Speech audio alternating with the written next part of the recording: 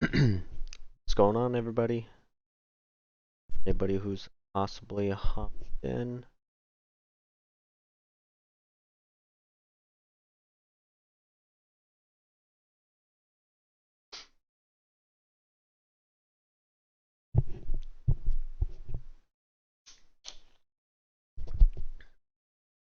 We'll give it another sec before I end up starting up. What's I going know I'm on, everybody? super hype about it. Anybody?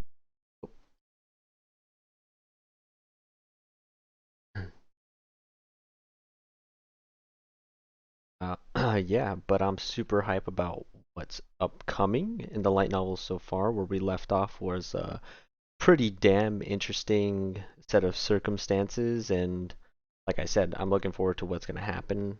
I'm very curious to find out in what way Sakuta kind of gets himself out of this kind of situation that he's in right now. If anybody doesn't know what's going on in particular with Sakuta, it's yeah, so he's in a real sticky situation. So his mom has pretty much forgot about him. Um, yeah, because of the whole situation that happened where Kaede's adolescent syndrome happened, his mom ended up going to the hospital, and then now with Sakuta and him, or Sakuta and Kaede kind of getting very used to his mom being in the hospital, and him in particular was getting very used to the idea of like, oh, she's just never gonna get well. Not really taking her into account a whole lot when it comes to things. He's just kind of living his life, and um, the thought of her getting out of the hospital, getting better and stuff just wasn't really all in his head, and just kind of like pushed her off to the wayside. So now, or at least the thought of her off to the wayside. So the fact that now she's just forgotten about him because he kind of like pushed the thought of her like out of the way. She's forgotten about him. When they kind of had that reunion and stuff with the mom, she remembered Kaide, um, and she was interacting with her, but didn't mention anything to Sakuta. Didn't see him. Just didn't look at him. Didn't like acknowledge his existence at all. So now everybody else is kind of not acknowledging his existence. So that's a pretty scary thing. Everybody up through Mai, Nadaka, all his friends, Koga, everybody, um, they just don't remember him. And yeah, none of his family does or anything as far as we know. I don't know if there's some like outlier right now that's gonna be any outlier that's out there that's gonna remember him or be able to see him or anything. So that's gonna be interesting to see when that ends up coming up, if anything like that ends up happening. Like I said, I'm curious to see what happens if it's gonna be something like that, or if he's gonna figure some other way out to try to get himself out of this mess. Yeah, let's go ahead and kick it off here. Okay, so all right, White Surfer. I'm right here. Part 4. The last part that happened was he was kind of coming to the realization of what was going on. I believe he went to the mom, yeah, the his father's like apartment that he was staying at while his mom was in the hospital, and he was just tripping out at everything that was going on. Nobody being able to really see him or acknowledge his existence or anything like that. He just didn't exist at that point. So they're just doing things without him, doing other stuff. Yeah, now he's just kind of gonna hopefully try to figure out what's happening with this. All right, so white surf rolled in on a shore bathed in pale moonlight. Water growled like a low groan, trying to drag anyone who came near out to sea. The beach at night was a special kind of creepy. I could only imagine. God. The polar opposite of the glittering waters he'd seen through the window that morning. This was still Shichirigahama, but it seemed like a totally different place. Sakuta didn't really remember how he'd made it here from his father's place, but the last 2 years had given him homing instincts, and his feet had naturally led him back. This was home to him, where he belonged, home where he wanted to be. And maybe that's why his mom ended up forgetting him, or maybe that's why he forgot me. He made a face, scowling at himself. All that time he'd spent trying to not think about her, trying to forget and be happy, and this was the result. Dad, Mom, and Kaide, a happy family of 3. Seeing that made him run. An extra large wave rolled in. It came all the way up the sand to Sakata's toes. He didn't jump back, not bothering to take a step back to safety.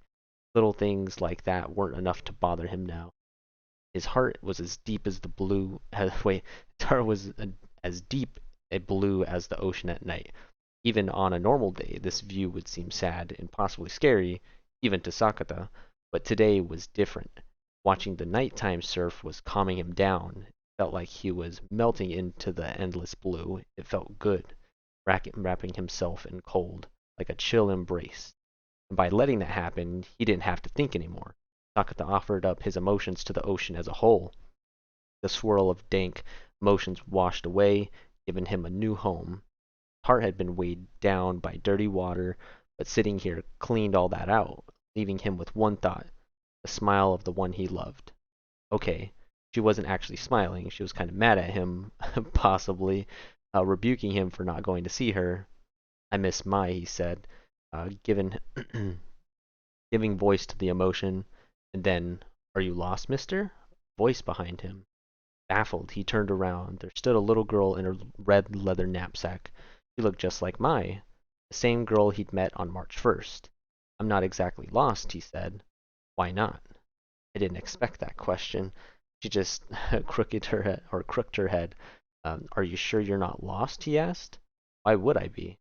I mean, it's kind of late for a kid your age to be wandering around alone. I'm with you, so I'm not alone. This kid logic wasn't all that funny, but Sakuta broke into a laugh anyway, and he realized this was his first time talking to anybody all day, and it was a surprisingly huge relief. This, too, was a bizarre phenomenon, and perhaps laughter was an appropriate reaction. You can see me, he said. Are you invisible? Apparently. I knew you were lost. This time he didn't argue the point. Lost was certainly one word for it. Had no destination in mind and no clear idea where home was. Lost in life? Then I'll go home with you. He wasn't sure how that followed, but before he could ask, she put her hand in his, her little fingers squeezing Sakata's hand. He could feel the warmth of her palm, human warmth. He could feel the heat of her body, the soft touch of her skin on his. Her little hand proved that he was still alive. The sea breeze felt much stronger, and the scent of salt grew as well. Come on. Heedless of his thoughts, the girl pulled his hand. Sakuta didn't resist. He took a step, two, then three, matching the girl's pace. They reached the stairs and climbed up to the road above, crossed at the light, and walked away from the water to Shichigahama Station. They waited for a bit, and but then when the train arrived, the girl got on. Past 10, and the train was pretty empty. The girl pulled him to a bench, and they sat down together. She never let go. The other passengers still couldn't see Sakuta, so no one looked at him funny for being with the little kid. The train ran slowly along the coastal tracks. The car swayed pleasantly. His eyes started to close. He'd gone to school, then to see his mom and Kaide. Now he just had to go back home. In 2 more hours, the day would end. Tired, they'd be getting off at the end of the line, Fujisawa Station. There was no risk of sleeping through it. And with that thought, his mind slipped closer and closer towards slumber. He'd have to stop at the convenience store on the walk from the station, buy some dinner, enough for this girl too. Then tomorrow he'd go see her. Even as his mind drifted off, Sakuta thought about Mai, and that was the last thought he had. But the train he was riding never made it to Fujisawa Station, or at least Sakuta never did. When he woke up, Sakuta was on a train. Wasn't on a train. He was in a warm bed. Oh, damn. All right. So I didn't think that. Well, I guess it makes sense because I was kind of wondering how the little Mai was gonna play a part in what was going on because she showed up in the beginning of the light novel and she was a topic of conversation for a bit, but then after that it became a whole thing of like, okay, Sakuta's mom, like it's upcoming that they're gonna end up seeing her. She's getting better. How's that gonna play out? How are Kaide and Sakuta gonna interact with her and stuff? And then now that this new adolescent syndrome thing, I guess, is happening with Sakuta, nobody being able to see him, I was wondering, okay, so how is this going to end up? How is this going to end up playing her into this, like a piece into this, puzzle and stuff? How is she going to factor into this story and stuff with his adolescent syndrome? Or is this gonna get resolved, and then she's gonna come into play or something like that. So yeah, I was wondering how that was even gonna come up. What's going on, D's nuts? How you doing, man? All right, moving on to chapter 3. Also, I like the My Sakurajima art right here too. Pretty nice. Popular actress, or popular across the nation. She's a third year at Minagahara High and Sakuta's girlfriend. Not anymore. I mean, not anymore at the fact that she's in high school or at Minagahara High. She's graduated. All right, what was that calling? So, A Dream of Happiness, Chapter 3. Futa, a voice. Sakuta, someone calling for him? Sakuta, it's morning. Wait, he knew that childish voice. It was his sister's. That made his mind snap awake. Made him sit right up. Eep. This also knocked Kaide off the bed. She landed on her butt. You've got to sit up slower, she wailed, scrambling to her feet and rubbing her backside, her cheeks puffed up like a chipmunk eating sunflower seeds, only filled with complaints about Sakuta. Hung, hung, she said, glaring at him. Sakuta just sat in bed, gaping at her, looking her over. What is it, Sakuta? He asked, unable to bear his silent stare. You are Kaede, right? He could tell that much by just looking at her, but he had to ask. Who else? She asked, clueless. She tilted her head to one side, baffled. A look of concern filled her eyes. You can see me? What are you even talking about? She was even more lost now, and her brow began to furrow. But then another voice cut in. Kaede, is he up yet? He'd heard the voice from the hall before, but it took a long time before his brain processed it and he realized it was their mother's. Oh shit. Alright. And that realization left him even more at sea. What the? His thoughts spilled out of him. What was going on? Kaede. Their mother called again. He's up, but super out of it. Kaede said, slippers flapping as she left the room, leaving him with so many questions. Me with so many questions too. I'm like, how the hell did he end up there? And his mom suddenly remembers him now. I don't know how that happened or how those two kind of like played in part of it. I don't know what kind of part the little Mai Sakurajima possibly played a part in it too. Um, yeah, it's kind of crazy, but we'll find out some answers on it pretty soon. Yo, what's going on, Kartik? How you doing, man? Hope you're having a good day. Hope everybody's doing well. Cool. We got some more people hopping in. Hope y'all are doing good. We just got the reading started not that long ago. Only went through maybe like a couple of pages so far from where I left off last time. Last time we left off where Sakuta was kind of tripping out at everything that was going on with his kind of adolescent syndrome thing. Hey, where are you reading this? What's going on, Wally? Hope you're doing good. But I'm reading it off of Amazon Kindle, so I bought it off of Amazon, like the digital version or whatever, and I'm using the Amazon Kindle like website kind of app thing to read it because since I bought it, I guess. I have the physical version of it, but I was like, all right, how am I going to read this like online? I thought it would be better to read it off of this rather than like with just a book like that. This way you guys can see, the words and pictures and stuff too. Um, couldn't watch the first part. Oh, my bad. Yeah, pretty much what happened was the last bit, like I said, Sakuta was tripping out of everything, what was going on. His adolescent syndrome thing was happening to him. People couldn't, see him. People didn't know that he existed. He was disappearing from people's minds and stuff because of his issues with his mom, seemingly. He kind of pushed the thought of her to the wayside and wasn't really thinking about her because he wanted to be happy. And, the thought of her just kind of possibly getting better and stuff wasn't just something that he was coming to grasps with, and he was just trying to take care of other stuff at the same time. So now, like, at that point, she forgot about him. She only really acknowledged Kaede, and then he just like so his existence was fading to her, and then kind of translating to everybody else. Like, nobody was able to see him or knew he existed too. But the beginning of the reading that I just did right now was pretty much he went out to I believe the Shichirigahama beach, and he was just there at night by the ocean and stuff. He ran into the little Mai.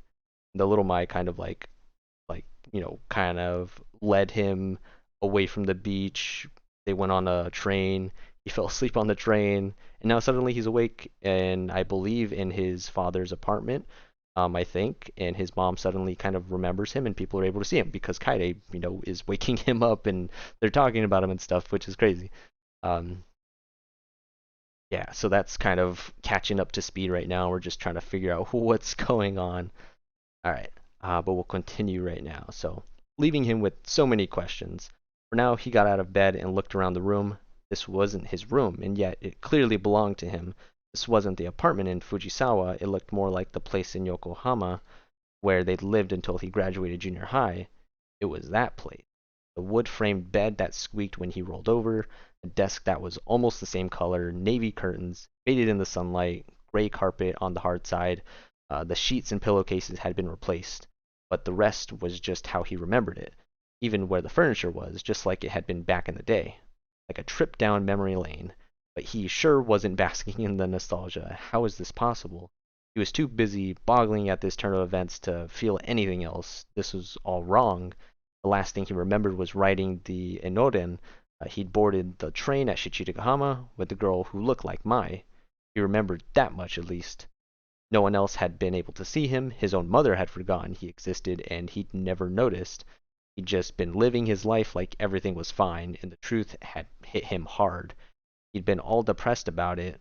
Um, that's weird. Yeah, so that's one thing that I'm like, okay, that's one thing that kind of like threw me for a loop right now, where it says that his mother had forgotten he existed and he'd never noticed. So apparently she forgot that he existed, a long time ago, and he just didn't notice it because he never went to go visit her or anything like that. So this happened possibly a long time ago, and he, like I said, he just didn't even notice or anything. Just kind of crazy. I wonder when it happened exactly. Yeah, that's nuts. Or like what kind of triggered it? What did he do? Was it something specifically that he did? I don't know. I'm assuming, just kind of pushing her to the wayside, not really trying to think about her too much and everything. Not trying to stress about it too much, possibly, but maybe it was something, an act in particular that caused for it, but who knows. Um, what's going on, Papu?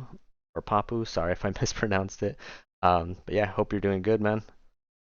I'm reading it on Kindle, Amazon Kindle right now. I bought the digital version, and then I'm using the Amazon Kindle like website app thing to read it off of on here.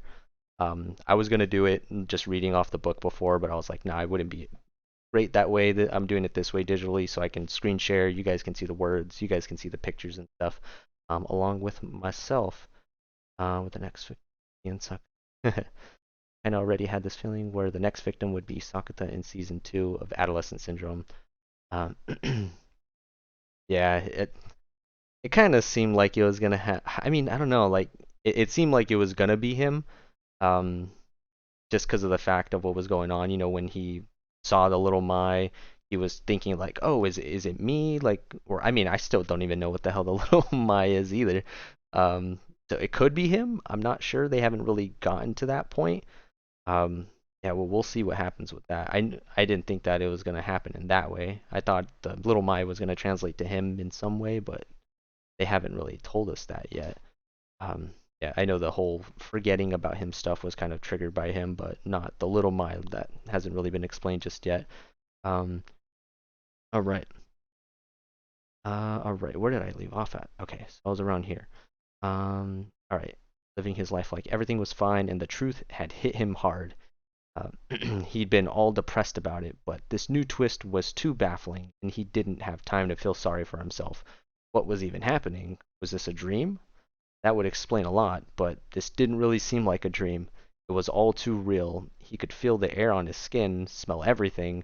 No way he was dreaming, but what else could it be? His thoughts were going in circles, and while he was stuck on the first question, Heidi called out again. Sakuta, hurry up. He was back in his doorway. Breakfast's ready. She came right on in, grabbed his hand, and pulled. That sensation also felt too real, and he was forced to abandon his dream theory entirely. Mind still spinning, he followed Kaide out. She pulled him to a long dining table laden with food, toast, eggs, salad, and their mother was bringing over a plate of croquettes she'd been heating in the microwave, leftovers from last night. Their dad was already seated, and Kaede sat down across from him. Sakuta took a seat next to her, and their mother took the last chair across from him. Everyone sat right where they used to, just like before. The table and chairs were exactly as he remembered. His back and butt knew exactly how these chairs felt. Time to eat, their mother said, putting her palms together. Good, Kaede. Good, Kaede and their father said. Yeah, Sakuta managed softly. Mom, I want to make a croquette sandwich, Kaede announced. Their mother grabbed some untoasted bread, stuck a whole croquette in the middle, and handed it to Kaede. She opened wide and took a big bite. Their father was reading the newspaper on his tablet, sipping at a steaming cup of coffee. Dear, we're eating. God damn. Sorry about that, I'm not sure. Hold on.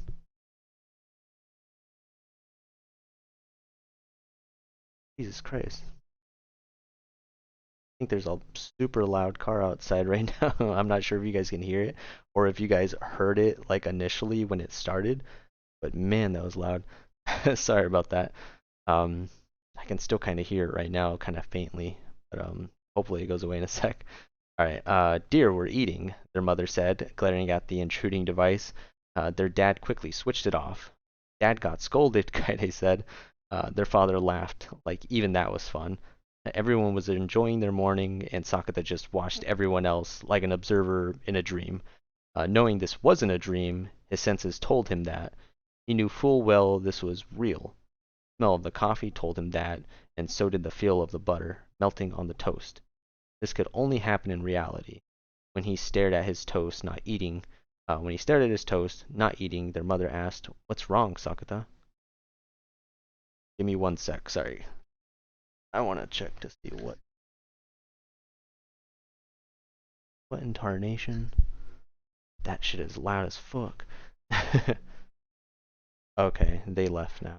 Alright, I was like, when is this car gonna leave or gonna turn off or something? But I was wondering if it was like in my driveway or something because it sounded that loud.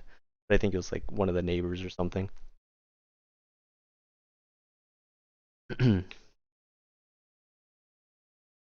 Alright, it says, my bad, Poku here. And this is the main spice where we could see the my son can do for Sakuta. Yeah, it's more immersive this way on Amazon. Yeah, for sure. Okay, cool. Sweet. My bad, I got distracted by the loud noises and stuff outside. Let's see where I left off. Sakuta watched everyone else like an observer in a dream. Knowing this wasn't a dream, his senses told him that. He knew full well this was real. The smell of the coffee told him that, and so did the feel of the butter melting on the toast. This could only happen in reality. When he stared at his toast, not eating, their mother asked, "What's wrong, Sakuta?" Hmm? He looked up. She was right across from him, and their eyes met. She took a sip of coffee with a whole lot of milk in it, and said, "Oh, that's good." Her eyes on him, clearly perceiving him, seeing him. "Feeling okay?" "Yeah, I'm fine." Sakuta looked down, fleeing the eye contact. "Sakuta, are you still zoned out?" Kaede asked. "Better eat up or you'll be late," their mother added.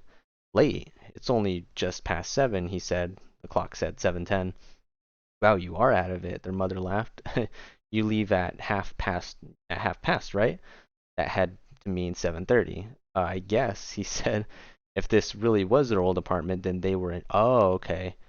Okay, that makes sense. So he has to leave earlier because he lives somewhere different now, different from where he lived. That was like kind of across from my. All right, so they were in Yokohama, pretty far from the water's edge, and by late they must have meant for high school. So which school was he going to? Your school is so far away, is it? Minagahara is nowhere near here. So he's still going to Minagahara High, but now he's living in Yokohama, back, at his original place before they moved away. Sakuta was a bit relieved to hear that name. Everything else was shrouded in mystery, but at least he knew what school he went to, and it was the same one. You'll be going there in April, Kaede, their father said. What? Make sure you're ready. Wait, Kaede was also going there? Really? Apparently so. I should have picked somewhere closer. She wasn't even making the commute yet. But Kaede also sounded tired. Alright, so some weird stuff's happening because, I don't know. Yeah, that's weird. So he's still going there. He's living in a different place. And Kaede is apparently going to go to Minagahara High, even though before she kind of said that she didn't want to, and she was gonna commit to the whole like online school stuff for high school. But yeah, let's keep going. Sakuta didn't have it in him to respond. Everything was too different, but some things hadn't changed. If he was still going to Minagahara, then at least some things matched what he knew. Still, the differences outweighed them. Their mother was clearly doing great. She could see Sakuta. They all lived together. Same for Kaide. All four of them were here, all around the breakfast table, eating together. This place had everything he'd lost. He could tell that much, but he had no idea why this was happening, what any of this meant. Sakuta, seriously, are you okay? He stopped eating again, and it seemed his mother was starting to worry. I said I'm fine. Sakuta shoved toast in his mouth, washed it down with milk, and swallowed his egg in 2 bites. Thanks, he said, and stood up. In his room, he opened his closet doors. A Minagahara uniform hung up on the hanger. He shucked off the sweats he'd slept in and saw the scar on his belly. That white mark running along his side, it was still with him, just as he remembered it. So this is still ongoing. Ironic, a wound he didn't understand felt like an anchor of reality in the midst of this baffling situation. Like once that goes away, once he does something that makes that go away, then should be like the adolescent syndrome thing should be done with. All right. He slipped on his uniform trousers and did up the buttons on his shirt. He put his blazer on over that, double checked the contents of his backpack, and was ready to go. I'm out of here, he called. Everyone was still eating. Oh, Sakuta, your lunch, their mother said, chasing after him. He'd already got his shoes on, so he took the lunch from her hands. Thanks, he said. It came out naturally, but his mother looked surprised. What? He asked. You almost never thank me. Really? His gaze got shifty. Had he messed up? But his mother seemed to take that as embarrassment, and her grin got real wide. I better go. Take care. Oh, Sakuta. Goodbye, Kaide called. She came toward the entrance, carrying Nasuno. Sakuta waved and left. He headed down the stairs. This was also strange. Outside the building, he turned back and looked up at it. 5 stories of poured concrete, a square building with identical balconies just as he remembered it. This was definitely the place they'd lived until his 3rd year of junior high. Same quiet neighborhood. It had been a while since construction ended, and the asphalt beneath his feet was faded, but the elms along the road had filled in nicely. The building's parking lot roofs over the spots, worn out cars, bikes so old and rusted it was hard to believe anyone used them. Everything exactly like his memories.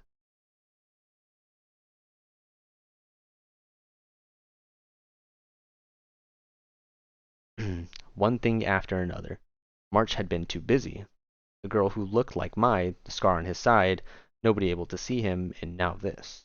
Adolescent syndrome clearly had a thing for him. Give me a break. He'd earned the right to grumble. A break from what? Takuta jumped. He thought he came alone, or he thought he was alone. He turned toward the voice. It was Kaide's classmate, Kotomi Kano. She has tracksuit pants on and a long sleeve t-shirt. She saw him scoping that out. Yeah, she saw him scoping that out, turned red, and started making excuses. I was taking out the trash. Didn't think I'd run into you. I don't usually go out dressed like this, I promise. Well, good on you for helping with the housework, he said.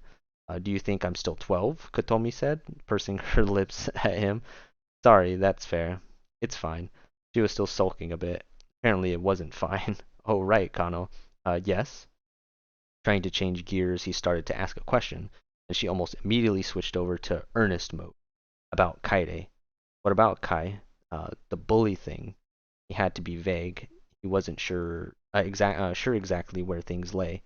Nothing happened since, Kotomi said, smiling. She's got a shot to graduation. Really? Yeah, all thanks to you. Huh? What had he done?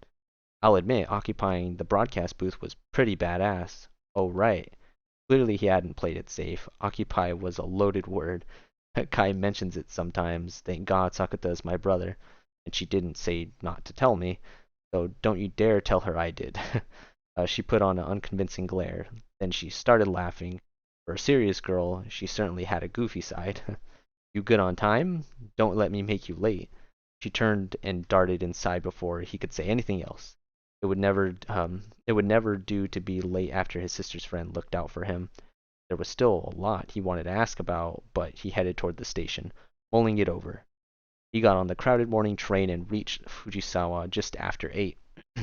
Exited the Odakyu and Oshima line gates and was relieved to see the rest of the station looking familiar. This was where he always wound up in the morning, so it felt like home. But this wasn't his destination. To get to Minagahara, he'd have to change here to the Inoden. He took the stairs to the connective bridge. As he did, someone called his name. A blonde girl his age had crossed his path. Nadaka. Yo, he said, unsure what their exact relationship was here. Why you acting weird? Oh, wait. That said something totally different. Why you acting weirdly dodgy? Nadaka growled, sensing his ambivalence.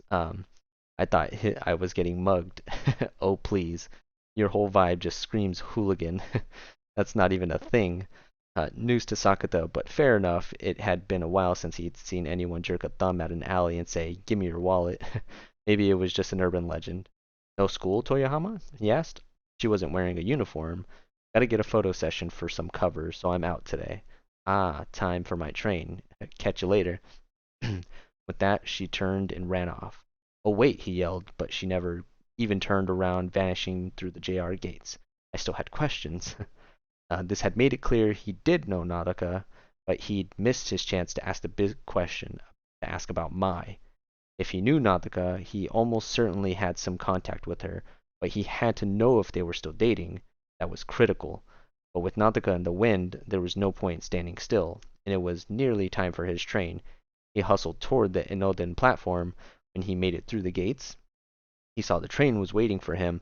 The warning bell was ringing, so he jumped through the doors of the closest car. If he missed the train, he'd never get to school on time. Doors closed, and the train pulled out. Slowly but surely, they were on their way. The rhythm of the train swaying was seeped into his body, and the sounds of the train tracks underneath were music to his ears. Sakuta rode the Inoden almost every day. This morning had been nothing but weird, especially the fact that he still lived in Yokohama with his parents in Kaide. Based on what Katomi had said, everything was the same right up until Kaide's bullying started. That's where things diverged. Somehow, here, that bullying hadn't split his family apart. Sakuta had found a way to stop it by occupying the broadcast room, apparently, and his mother hadn't lost confidence in her parenting, never had a nervous breakdown, never moved into the hospital. That was the world he found himself in. It seemed so far-fetched. He was trying to reject the idea, but he couldn't think of any other explanation. He had to accept the truth, but it wasn't as simple as going, right, okay, cool. And so he spent the whole ride to Chirigahama thinking, but his thoughts did not get him any alternatives. When the train reached the station, a flood of students emerged, all in matching uniforms. Sakuta was but one in the crowd. As he headed for the gate, a familiar face got off the car in front of him. Petite girl with short, fluffy hair. She saw Sakuta and raised a brow.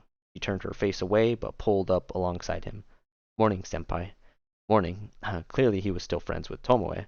When he just wordlessly stared at her, she looked disgruntled and said, "That's it? Would you have preferred your cute again today treatment?" I didn't mean it like that.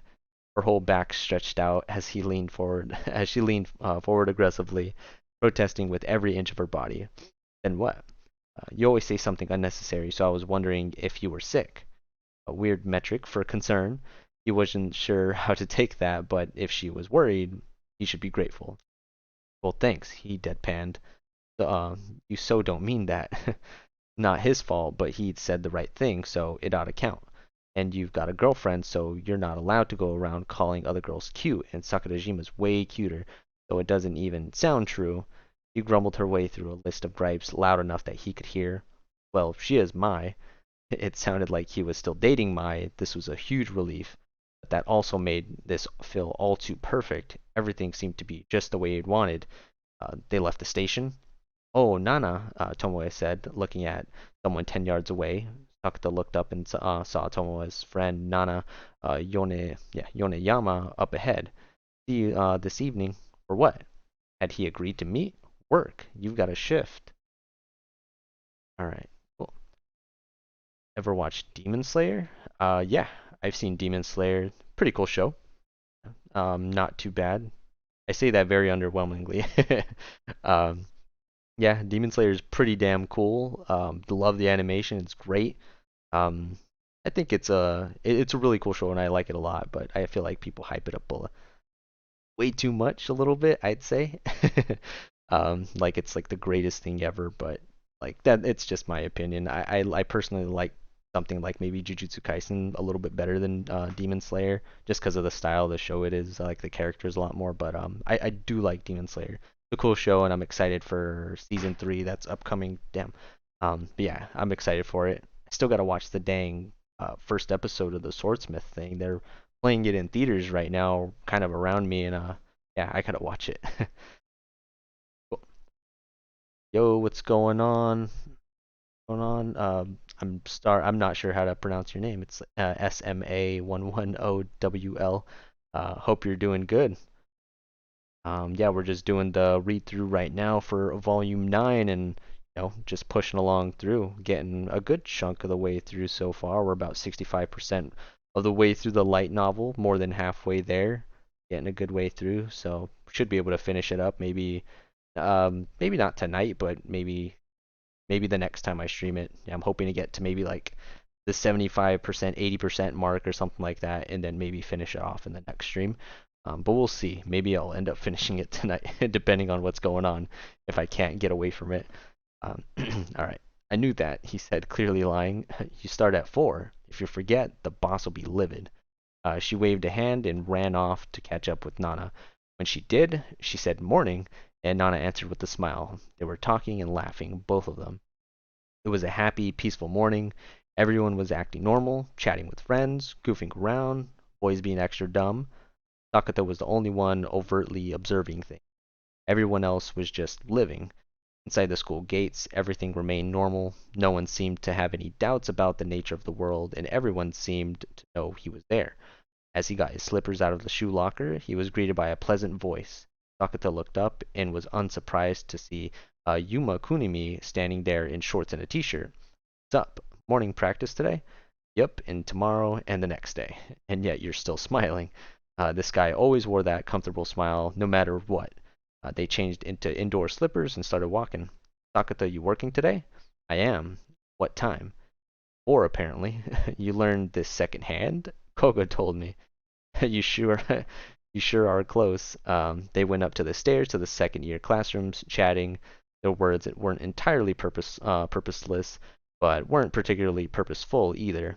As they made the turn at the landing, a voice called Asasagawa. Wondering who that was, he turned around. The voice alone had not clued him in. He said at a loss. He didn't recognize the girl on the stairs below. She was 5'3" with very black hair. Didn't look like she'd ever dyed it. It was just cut long enough to brush against her shoulders. Oh. Bet it's. Oh, I don't know. It might not be. But it reminds me of the. What's her name? Fuck. Damn it. The girl from Volume 11 from Nightingale. Damn it. I can't remember her name right now. The singer girl that they keep mentioning. Oh man, it's gonna bother me. Toko, I believe it's like Toko Kirishima. But is it her? Because her hair's like around that length and it's black. So I'm thinking it might be her, and because he doesn't know who it is. So I'm thinking it might be like introduction to her, like him actually, meeting her and stuff. All right, so not a single piece of her. Let's see, her skirt was longer than average, which just meant regulation length. Not a single piece of her uniform was out of place, as if she'd just stepped out of the school brochure. It had the combined effect of making her seem all business. Her eyes were peering up at Sakuta through the thin framed spectacles. Wait, okay, so she has glasses. Maybe it's not her. You're on duty today, she said, slowly catching up. Here, she handed him the class log. Only one way he would react. He took it from her. Thanks, he said. Right, she looked extremely evasive. The bell's about to ring, she said, and she ran up the stairs, then vanished around the corner. Kunimi? Hmm? Who was that? Akagi's in your class. First name. Oh, yeah, it's Ikumi. Toko Kirishima. Oh, why am I thinking Toko Kirishima? I'm trying to remember who the hell Toko Kirishima is. Let me look that. That's bugging me. Toko Kirishima. Who in the world? That's that's freaking somebody from somewhere else. Maybe I'm getting the names mixed up, but I thought it was somebody else. So Ikumi Akagi. Ikumi is the girl from. Is Ikumi the girl from that one? It might be. My bad. I'm like getting all over the place right now. I'm pretty sure this is the girl from Nightingale, right? Yeah, this is. Yeah, Ikumi Akagi. Alright then. Yeah, it's the girl from Nightingale. Bell's about to ring, she said, and she ran up on the stairs, then vanished around the corner. Okay, so, Akagi's in your class. First name's Ikumi, I think. Yeah? Good lord, man. Are you doing okay? You said you even went to junior high together. Oh, right. This came as a surprise, but Sakuta tried not to let it show. You ain't right, Sakuta. I'm always like this. Ah, that makes sense too, because I remember when I read the synopsis of Volume 11, they said that Ikumi Akagi um was his former, he went to school with her before, back in junior high, so it makes sense that, what they're saying now, how he kind of knows her. Before Yuma could prod further, he headed toward class. His thoughts were now entirely on that girl, Ikumi Akagi. She had not been in the Minagahara he knew. Sakuta's primary motivation for sitting exams here had been finding a school nowhere close to his old home. Kaide's bully problem had wrecked so many things, he'd lost every friend he had. He'd specifically chosen this school because no one from junior high would go here. But in this baffling new world, someone was, and she was even in his class, Ikumi Akagi. He ran the name through his mind again. He was pretty sure she had been in his class back in the day, only during his third year. She'd probably been class president or on the discipline committee, something like that anyway. Not the type to hang with the guys. Frankly, she seemed like a little on the edge. Just talking to them, she hadn't really been the center of attention, and that's probably the reason he'd remember her at all. The type, that type. Sakuta, Yuma said gravely, "You know Okagi's." This seemed awkward for him to say, and he ended up not saying it. What? Well, if you don't know, best not to say. Huh? The bell rang. Whoops, time to go. Bye. Yuma ran off toward his own class. Sakuta watched him go. Is this the butterfly effect? He muttered. Maybe if he was still living with his family, old classmates would have joined him at Minagahara. For the most part, 2-1 was the same set of faces. This was the class Sakuta knew. Only Ikumi Akagi was different. Sakuta's stock hadn't gone up, either. Yuma's girlfriend, Saki Kamisato, still had it in for him, and the rest of the class generally kept their distance. Over the first few hours, he had a pretty good idea why. This was all because of the junior high hospitalization incident. The truth seemed to be the broadcast booth occupation Kotomi had mentioned, but the story got inflated until he sent a teacher to the hospital. The whole school knew, apparently. Wait, what? This was all because of the junior high hospitalization incident. The truth seemed to be the broadcast booth occupation Kotomi had mentioned. The story got inflated until he sent a teacher to the hospital. The whole school knew, apparently. That left him isolated, meaning most of his classmates didn't really bother talking to him, since this new world made it hard for him to be on the same page with anyone. Being left alone wasn't a bad thing. Still, that was just avoiding some minor trouble while the bigger issue loomed overhead. Just going to school wasn't enough to figure out what had happened to him, and it hadn't even provided any leads. Clearly, this was too much to handle alone, so the moment fourth period ended, he headed for the science lab. If he was still friends with Tomoe and Yuma, he could safely assume he still knew Rio. That assumption proved correct. He took a seat across the lab table from her, took out the lunch his mother had given him, and began filling her in on the whole mess. The little girl who looked like Mai, the mystery scar, the world he'd lived in, like here, but a bit different. How they'd gone to see their mother for the first time in years, and how the next day nobody had seen him, and finally how he'd met the Mini-Mai again, and the next thing he knew, he woke up in a different world. He told her everything, and asked for her help in sorting this all out. He needed Ryo's expert opinion. This was his only route to an escape. She finished off her instant harusame, and took a sip of coffee. Talk to a shrink, she said. I'm not sick. The only reasonable conclusion is that you finally lost it. I swear it's true.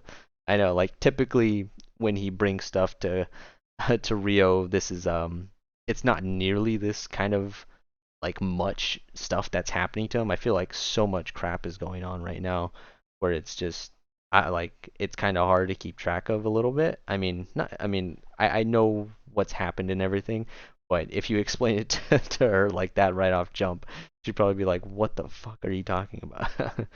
um, all right. He put a hand on his heart and then wait, the only reasonable conclusion is that you finally lost it. I swear it's true. He put a hand on his heart and then finished off the last chicken nugget. The soy sauce seasoning really hit the spot. Even if it all was true, then you're right about one thing. Right how? You've been living in a world stemming from one possibility and shifted over to a different one. She took out a magic marker and wrote A and B on a pair of beakers and set them down on the table. There was a glass stirrer in beaker A, but she moved it over to beaker B. Each beaker was a world, and Sakuta was the stirrer. Look, I know you. I came to you. Wait, look, I know I came to you. Wait, are you crazy?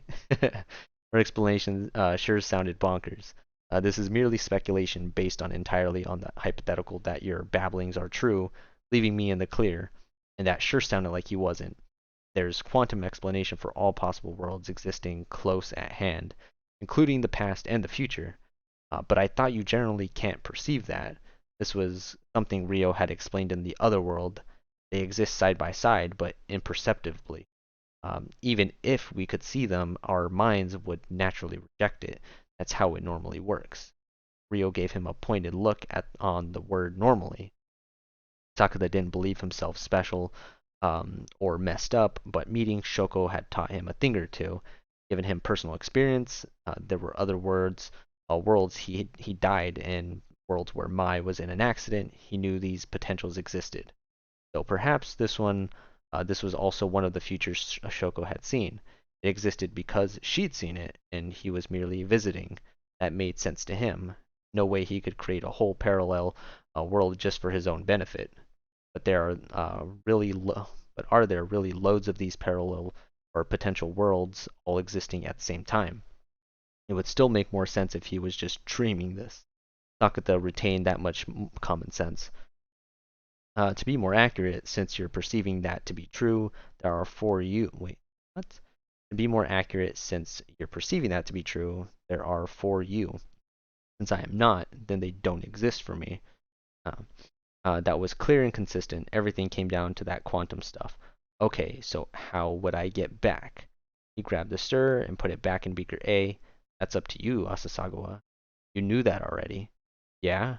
He wasn't completely dense. From what she'd said, this was his adolescent syndrome, then the cause was pretty obvious. Mom. Futaba, what do you think about your mother? It was apparent from her reaction she had not been expecting that question and was genuinely surprised. Behind her glasses, he could see her eyes searching his face for an explanation.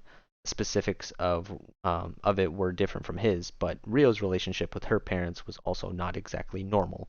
Her father worked at a university hospital, and he lived and breathed workplace politics. Her mother was a boutique owner who'd spent the bulk of her years overseas doing acquisitions. Rio was their only child, and she was left alone in the house, far too big for her. She said it had been years since all three of them ate together.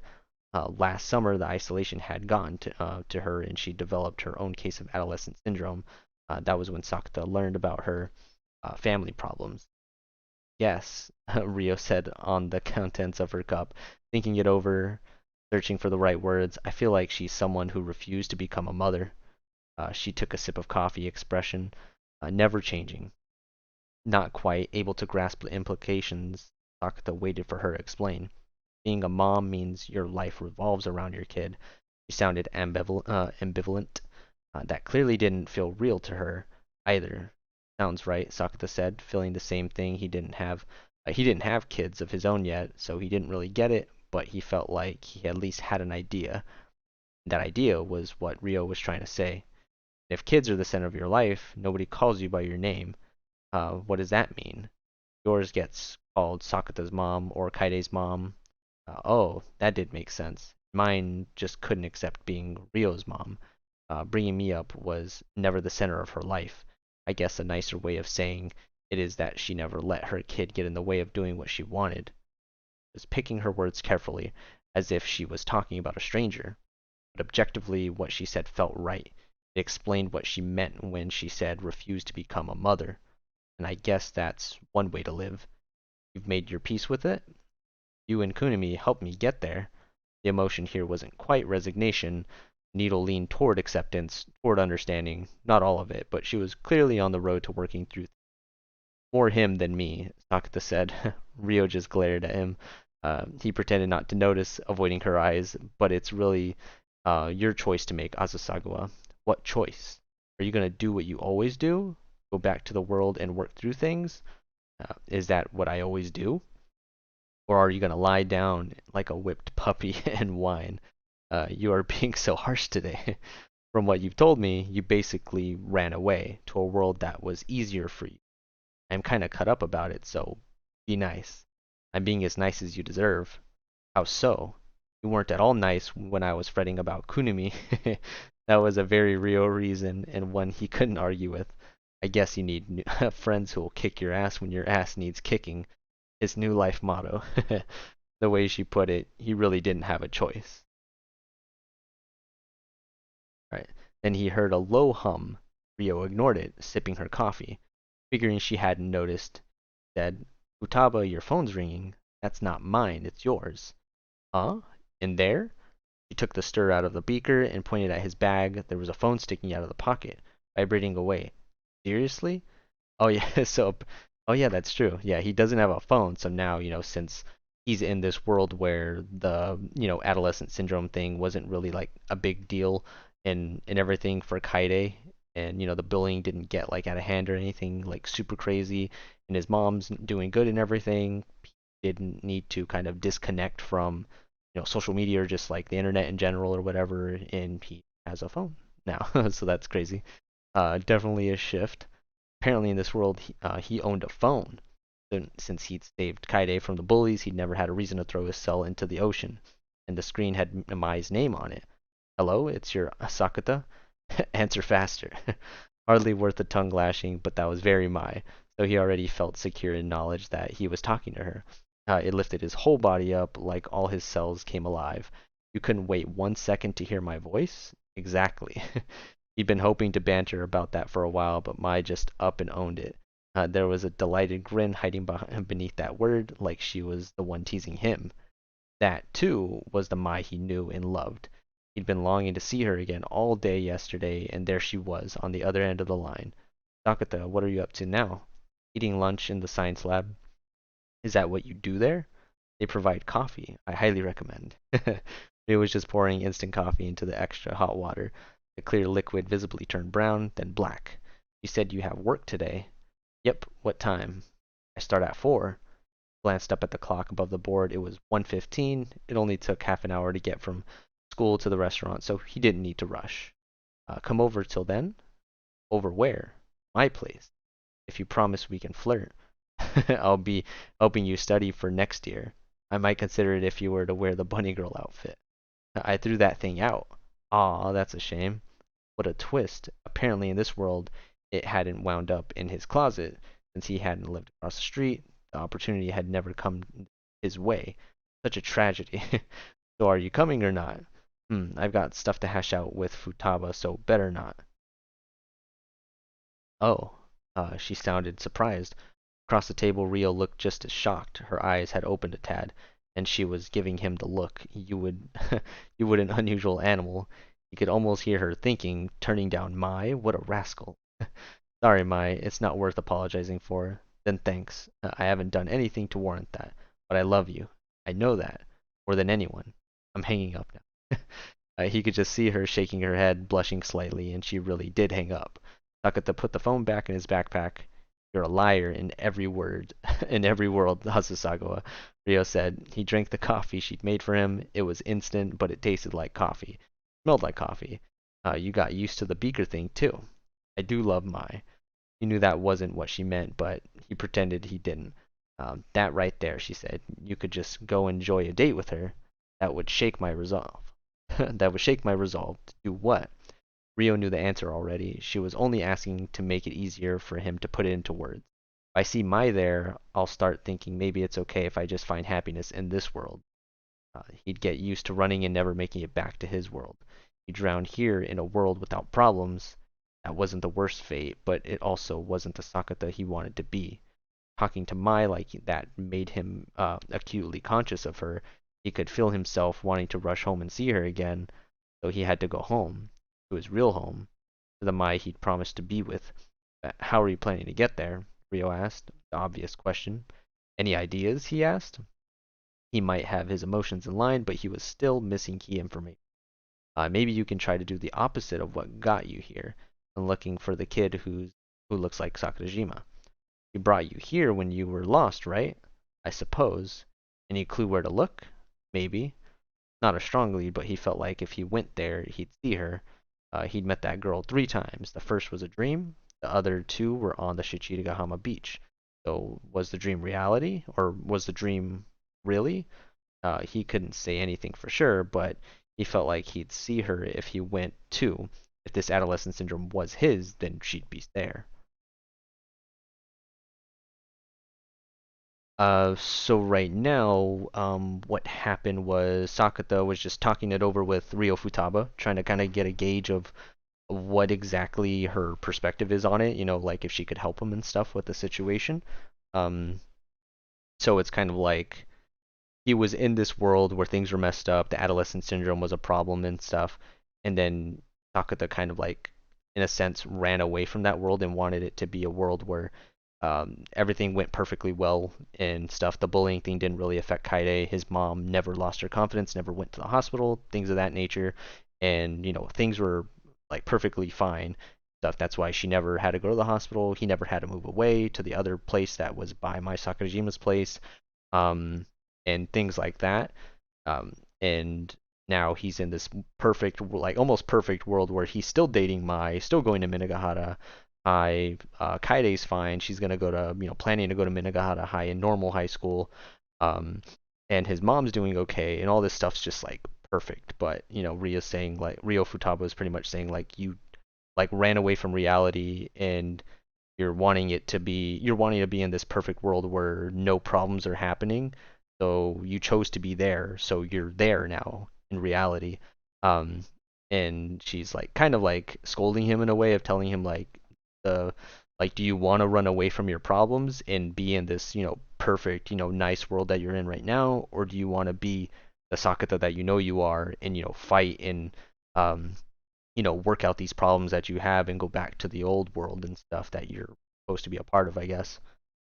And yeah, he pretty much turned down my Sakurajima on hanging out with her, so he could make sure that he doesn't, because he knows that if he goes and hangs out with her in this world that he's in right now, this nice like kind of like perfect-ish world, then he's gonna want to stay there and stuff. So he turned her down and was like, "Let me go and try to figure out this problem. Try to get back to the old world that he was at before, where all the adolescent syndrome problems were happening, where no one knew he existed.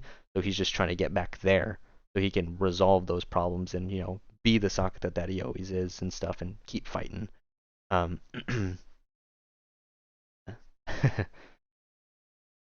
yeah, he did speak with Mai. Yeah, in this world he actually has a cell phone because those problems with the bullies and stuff didn't really get out of hand, so he didn't need to throw his cell phone away to kind of like detach from social media or detach from the internet and stuff and communication in general. So he has a phone now. So he ended up, talking on the phone with her. Um, yeah, use his brains. All right. So he put his empty lunchbox away, or right now he's gonna plan to go to Shichirigahama Beach because the little Mai seems to be, the key that ended up, shifting him worlds pretty much. And every time that he's seen little Mai, it's been at Shichirigahama. Once it was at Shichirigahama in his dream, and then 2 were, in apparent like real life when he was at Shichirigahama Beach. So he's going to go back there and see if hopefully he can end up running into her and possibly go back to the other world where he, belongs. All right. So he put his empty lunchbox away and finished his coffee. Thanks, he said before rising from the stool. Asasagawa. Rio stopped as he turned to go. She was looking up at him, worried, but he wasn't sure why. What? He asked. The logic of your potential world hopping adolescent syndrome makes a certain kind of sense to me. If you can perceive an alternate potential world once, then you should be able to repeat that process. We can assume the scar on your belly is a product of your emotional state. The previous one was. Her words were clear, but her expression said otherwise. There was undoubtedly something still bothering her. So what's the problem? In light of all that, the girl who looks like Sakurajima doesn't fit into the logic anywhere. That's what I've been saying. I'm like, where in the hell does like she even come to play in all of this? All of this stuff seems to be like so Sakuta like centric and based and stuff with his mom and everything. Why is she there? Like what's going on with her? I don't know how she like fits into this puzzle and everything that's going on. Maybe it's some other thing, but man, I'm like super curious to find out what exactly goes on with that. All right, it doesn't fit into the logic anywhere.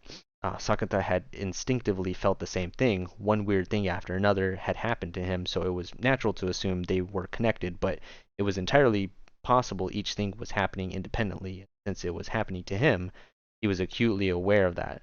Rio's world felt right, or words felt right. The kid didn't fit. Let's just assume my love for Mai cannot be contained. That wasn't exactly logical.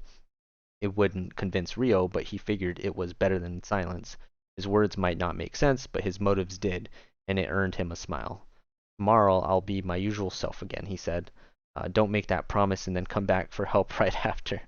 Well, if I do, you'll just have to laugh in my face. He grabbed his book bag, said goodbye, like they'd definitely meet again, and left the science lab. Probably would see Rio tomorrow, this world's Sakuta and this world's Rio, and if he met her himself, it would be the Rio from his original world. And that's how things should be. That's how things had to be. The hall to the entrance was deserted. Classes had ended in the morning, and very few students were left in the building. You could hear athletes yelling on the field and the band tooting away. Standard after-school sounds. Osaka didn't expect to meet anyone until he found a girl standing by the shoe lockers. Ikumi Akagi had her slippers in hand and shot him a guarded look. Ikumi Akagi. He stared back, saying nothing. Should he say something? Sure didn't know what. After a moment's hesitation, he got his shoes out and changed into them. Then he put his slippers away. I took the log to the staff room, Ikumi said, not looking at him. Hmm? You left it on the podium. Isn't that where it goes? The teacher said to bring it down way back in the spring. Oh, my bad. Thanks. Sure. Her eyes flicked his way once, then she turned and left. Sakuta went with her. He'd already changed, but felt weird to linger. Ikumi made a beeline for the gate, and Sakuta quietly matched her pace. You seem fine with it, Akagi. He definitely wasn't comfortable calling her Akagi. He'd barely used her name back in junior high, and would probably leave this world behind without it feeling right on his tongue. But that would serve this world well. Fine with what? Talking to me. The rest of the class had clearly been avoiding him. I just know the stories aren't true. She kept her head forward, one eye on the ground at her feet, like she was consciously trying to not be conscious of him. He didn't think he was imagining that. He probably wasn't used to walking with boys, maybe being less conscious of him than conscious of him than self-conscious. Why'd you come to Minagahara? There were plenty of public schools this good. Closer to their old school, Yokohama had a lot of schools. There was no shortage to choose from. He didn't see any reason to pick a school over an hour away. Kumi stopped in her tracks and not that far from the school gates. The bells were ringing and the crossing rails were coming down. He wasn't answering. Had he asked something awkward, or was it more involved?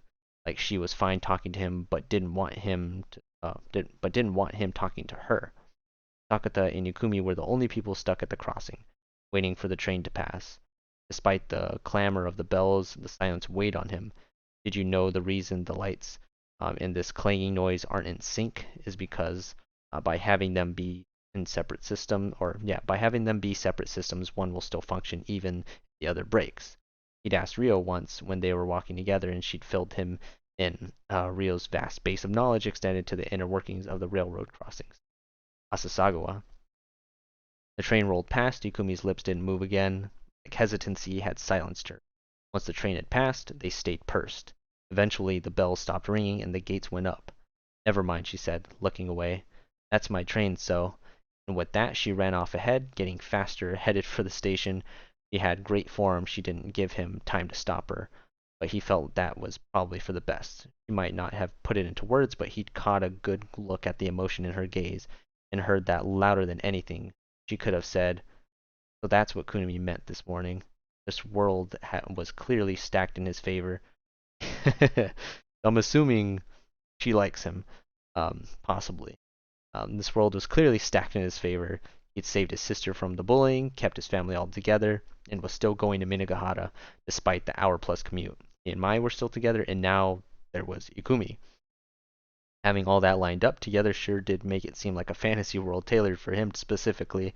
Quite honestly, he was unconvinced he had this in him. It made it seem like the real Sakuta was a disaster. All alone, he started walking, crossing the tracks himself. He took his phone out of his backpack pocket and looked up a number in the contacts list. Instead of turning toward the station, he kept going straight. He headed for the beach below. As he went down the gentle slope, he dialed his home number, the home he'd left that morning, where the four of them lived happily together. He could hear it ringing once, twice, three times, nobody picking up. His mother should be there, and Kaide should in Kaide she was already on spring vacation. But 5 rings in, there was still no answer. Maybe they'd gone out shopping. But no sooner had the thought crossed his mind that the ring just cut off. What is it, Sakuta? Mom's voice answering with a question. Not a hello or anything? The display must have told her it was him. This was why he'd called, but having her answer still made him tense up. It's not like a big deal, but he managed. Did I mention I'll be back late tonight? I've got a shift. This wasn't what he'd primed himself to say, but hearing his mother's voice had led him to talk about normal stuff. She was acting normal, so he could too. You said that last night. I did? That's why I made you a lunch. He had no memories of this, but it seemed like she just assumed he forgot and laughed. Nothing mean about it. Just one of those things, and funny for all involved. I guess you're right, Sakuta said, laughing himself. It was only partially for show. Are you still half asleep? He asked, referencing his morning behavior. Feels like, is that all? He hadn't really had a reason for this call. He just felt like he should say something to her before he left this world, before he went back to his own. Sakuta needed a good look at the mother he'd fled. I ate every bit of the lunch, so he picked a topic close at hand, something he could talk about whenever, but likely never did. He reached the bottom of the hill and got stuck at Route 134, caught at a red light, just before the beach. The rice was a bit mushy today, wasn't it? I feel like it was. Their family preferred it al dente. I must have put in too much water. But since I was eating it cold, it must have worked well that way. Yeah. And the chicken was to die for. You remember that flavor when he made the dish himself? He always tried to get it to taste just like how his mom made it, but it never really worked out. There were similarities, but the differences outweighed them. He didn't think he was doing it all that different, but something wasn't right. Where's this coming from?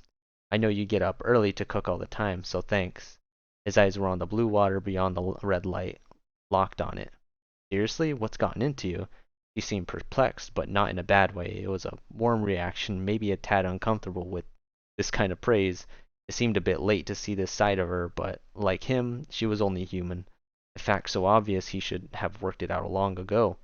Besides, I should be saying the same to you, Sakuta. Thank you. Sakuta didn't know what that meant. For for being a great brother. A what now? He was acting like he didn't get it, but it wasn't hard to guess. You took care of Kaide. He grunted exactly what he thought, and thus he couldn't really respond. He hadn't done anything of the kind. He hadn't occupied any broadcast booths. That feat belonged to this world Sakuta. He himself hadn't earned that praise yet. 10:30? Conversations with the family could make leaps like this. You'll be home? About then, yeah.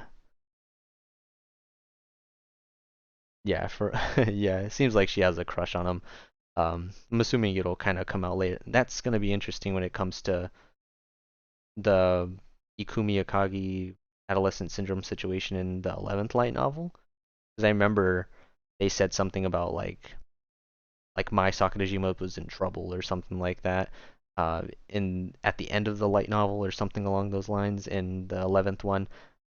Maybe it has something to do with Ikumi because she likes him or something like that. I don't know, but maybe it's like she wants to be with him and it's like affecting her in some way, am I in some way, or she's in trouble because of it or something like that. But yeah, we'll see what happens with that. But I'm like getting way too ahead of myself. I just want to read all the light novels now. The 10th one is coming out pretty damn soon. It should be coming out, to be honest, I think in a couple of days, now that I think about it. Oh shit. Yeah, it comes out on the 21st, but technically according to Yen Press and on Amazon, but if you pre-ordered it off of Right Stuff Anime, it comes out on Tuesday, technically like a week before that, on the 14th. So if anybody pre-ordered it on Right Stuff Anime, you're gonna be getting it a week early, because I tried that out last time with this one and I got it a week early, which is cool. Um, all right, but getting back onto this. So about then, yeah. His shift ran till 9. He'd have to change, take a few trains. 10:30 sounded right. All right, what should I have ready for you? Are there any croquettes left? Enough for tomorrow, too. She sounded proud. You made too many. The croquettes at breakfast had been intended for dinner the night before. We had too many potatoes, so we just used them up. That's the sort of person she was. It was all coming back to him. Anytime she made curry or croquettes, her idea of balance went right out the window. They always wound up with enough for days. If she did it back to back, they'd end up with the croquettes Monday to Wednesday and curry Thursday to Saturday. Like a dream come true. A life you wished was a dream. Text me when you hit the station. I'll give them a quick fry. Got it. Have fun at work. The conversation was headed for its natural conclusion. Mom, so Sakuta stopped that. Yes. Yeah, never. He had said, or he had something to say, something he had to say, but never mind. He asked, or he said, laughed awkwardly. Oh, well, take care then. I will. She hung up. His phone had went limp, dangling. The light was still red. Beyond it lay the cloudless blue sky. He'd wanted to say something, had to say it, but it wasn't this mom he had to say it to. This was something he had to tell his mom back in the world he came from. The light finally turned green. Put the phone in his backpack and looked right ahead, staring at the water before him. When he hit the beach, his shoes sank into the sand. Walking here made him look like he was sneaking around. He made it about 15 yards from the surf. When the sand just started to get damp, from here all he could see was the horizon. Sky met the sea. The sound of the waves wrapped around him. Scent of salt filled the air. That's all there was. He couldn't hear the traffic on the road behind him or the laughter of the college girls horsing around nearby. The sound of the waves and the wind protected him. And as his senses closed down, he began to feel like he was alone in the world. His body felt less and less real. He let himself bask in that sensation. Mister, are you lost again? That kid's voice. She was standing right next to him with the same red knapsack, so tiny it looked like she could barely keep her balance with it. The girl who looked like Mai in her child actress years. I'm not so lost anymore. Why not? A very kid-like question. She was a kid, so it made sense. I know where home is, he said, totally honest. You're going there? I am. Why? This again. You could stay here forever, she added, before he could answer. I could. This place is pretty nice. Kaide's bullying had ended before it scarred her, and their mother was still happy. They all lived together. This world's Sakuta was still dating Mai, and had a rich, fulfilling life. Nothing wrong with that. It was everything he'd ever wanted, but it's a bit too nice. Is nice bad? I wouldn't go that far. Her head tilted. She looked very confused. Everyone sorted themselves out. Everyone. Mai, Koga, Futaba, Toyohama, both Kaides, Makinohara, Shoko, they all got through it themselves. Maybe not alone, maybe they had help, but in the end, they moved on, their own free will. Even though the path wasn't easy, even though it was paved with thorns, they got over their adolescent syndrome without running away, by peering into the depths of their own hearts. That's why. I've got to handle Mom myself. Not have someone else solve it for him, not run to a different potential world with his own two hands. So I could use your help again, he said, holding out his hand.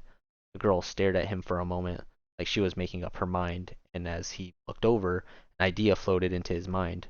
Rio had said this girl didn't fit into the rest of it, but maybe she was the weakness inside Sakuta, the child inside him, something he'd unconsciously created to help him deal with his mommy issues.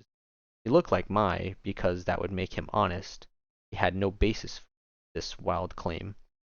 Rio might have laughed it off, but to him it made a certain kind of sense. You really do want to go home. Yeah, literally what I said. But if you go back there, everyone's forgotten you. She peered up at him fixedly, beautiful eyes like crystallized purity. They seemed to look right through him. But I want to go back. You're sure? She asked as if looking for any signs of doubt. Sure. Promise? Pinky promise. He didn't flee or draw back from that purity. He met her gaze and held it, seeing himself reflected in her eyes. Okay, then I'll help. She took his hand and held it tight. Just help. You got here on your own. I just told you that you could. Wait. Just help? You got here on your own. I just told you that you could. She looked proud of herself, but he didn't really know what she meant. But he didn't need to. This was the last time anyway, and since it was, maybe they shouldn't talk, or they should talk about something else. Back in his world, with his adolescent syndrome resolved, he'd probably never see this girl again. Since they'd met, he'd been meaning to tell her something. I know it's a bit late. What? But I'm not old enough to be considered a mister. He said this so seriously, and she laughed out loud, an innocent, delighted laugh. Smile broad enough to show her teeth, her voice rising to the sky above. And that was all. His mind slipped away from him in the blink of an eye, like a TV turning off. All right. Yeah, I'm gonna see if I can stream the new novel. Hopefully not. Yeah, not as late as I got to streaming this one, because this novel came out, God knows when. In December I think or something like that. But yeah, I'm gonna try to stream it pretty soon. If it comes out and I get my hands on it on Tuesday, then I'll try to do it on that Tuesday. But if it doesn't come out on that, or if I don't get my hands on it on that Tuesday, then maybe I'll try to do it on like the following Tuesday if I end up getting it then. But I'm gonna try to get it as soon as I can. Hopefully it comes in on that Tuesday and I can do it on that day.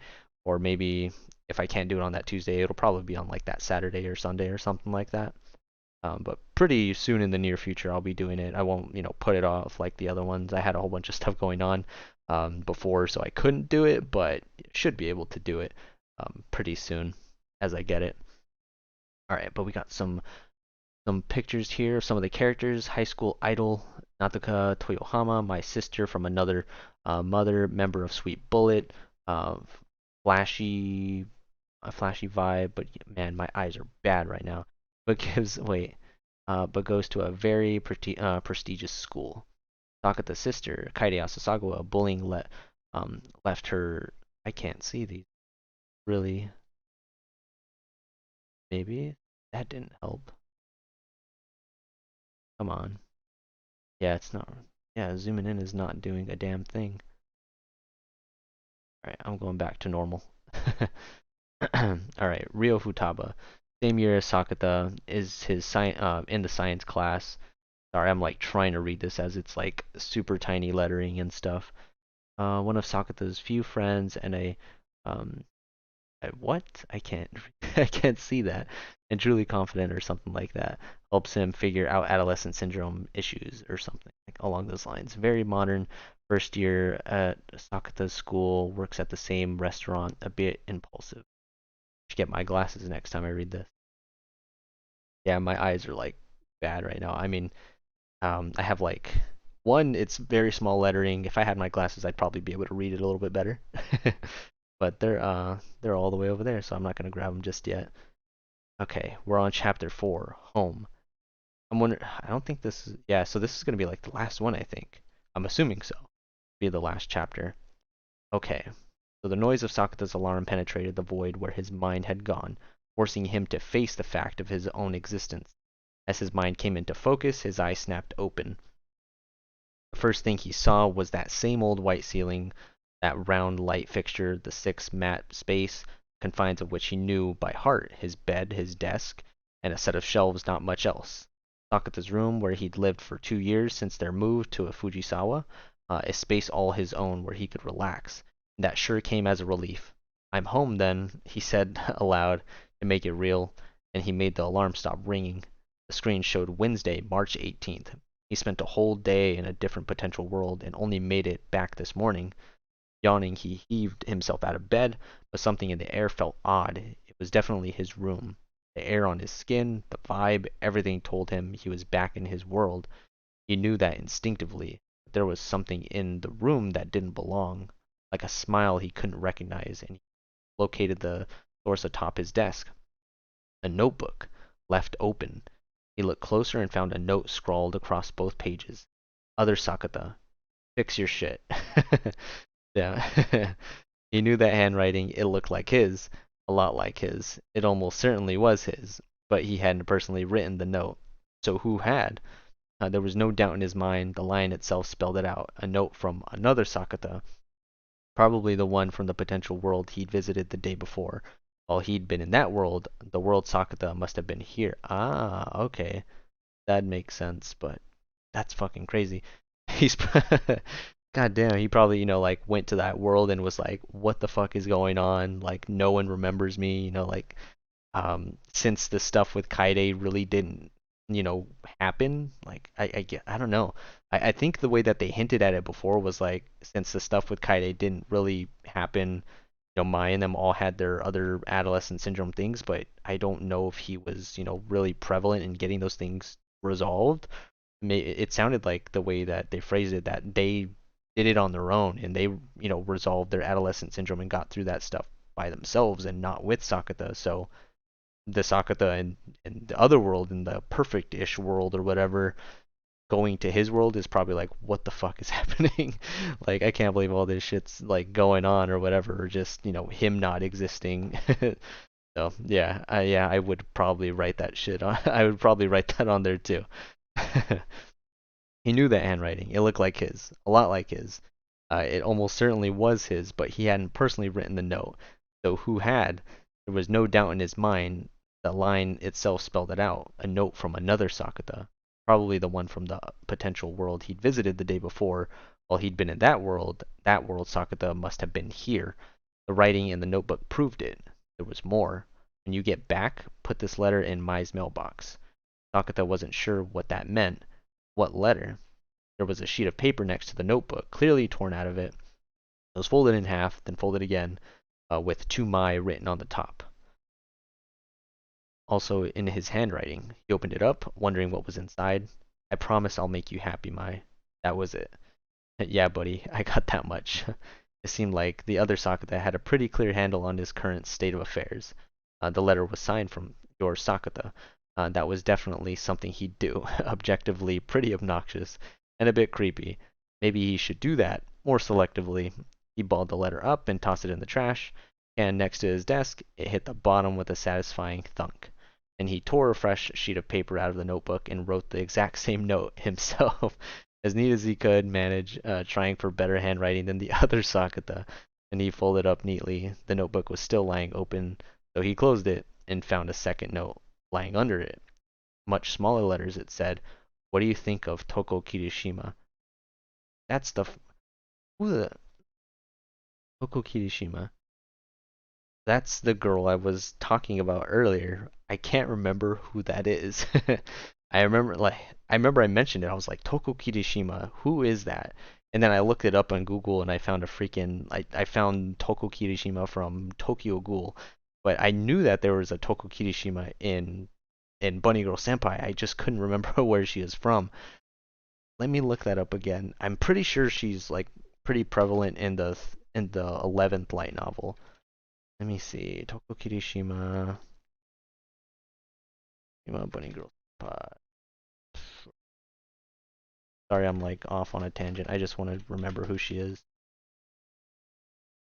Toko Kirishima.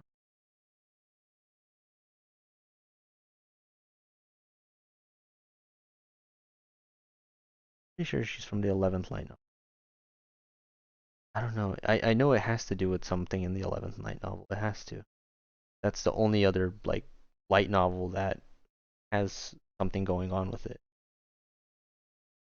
With her in there.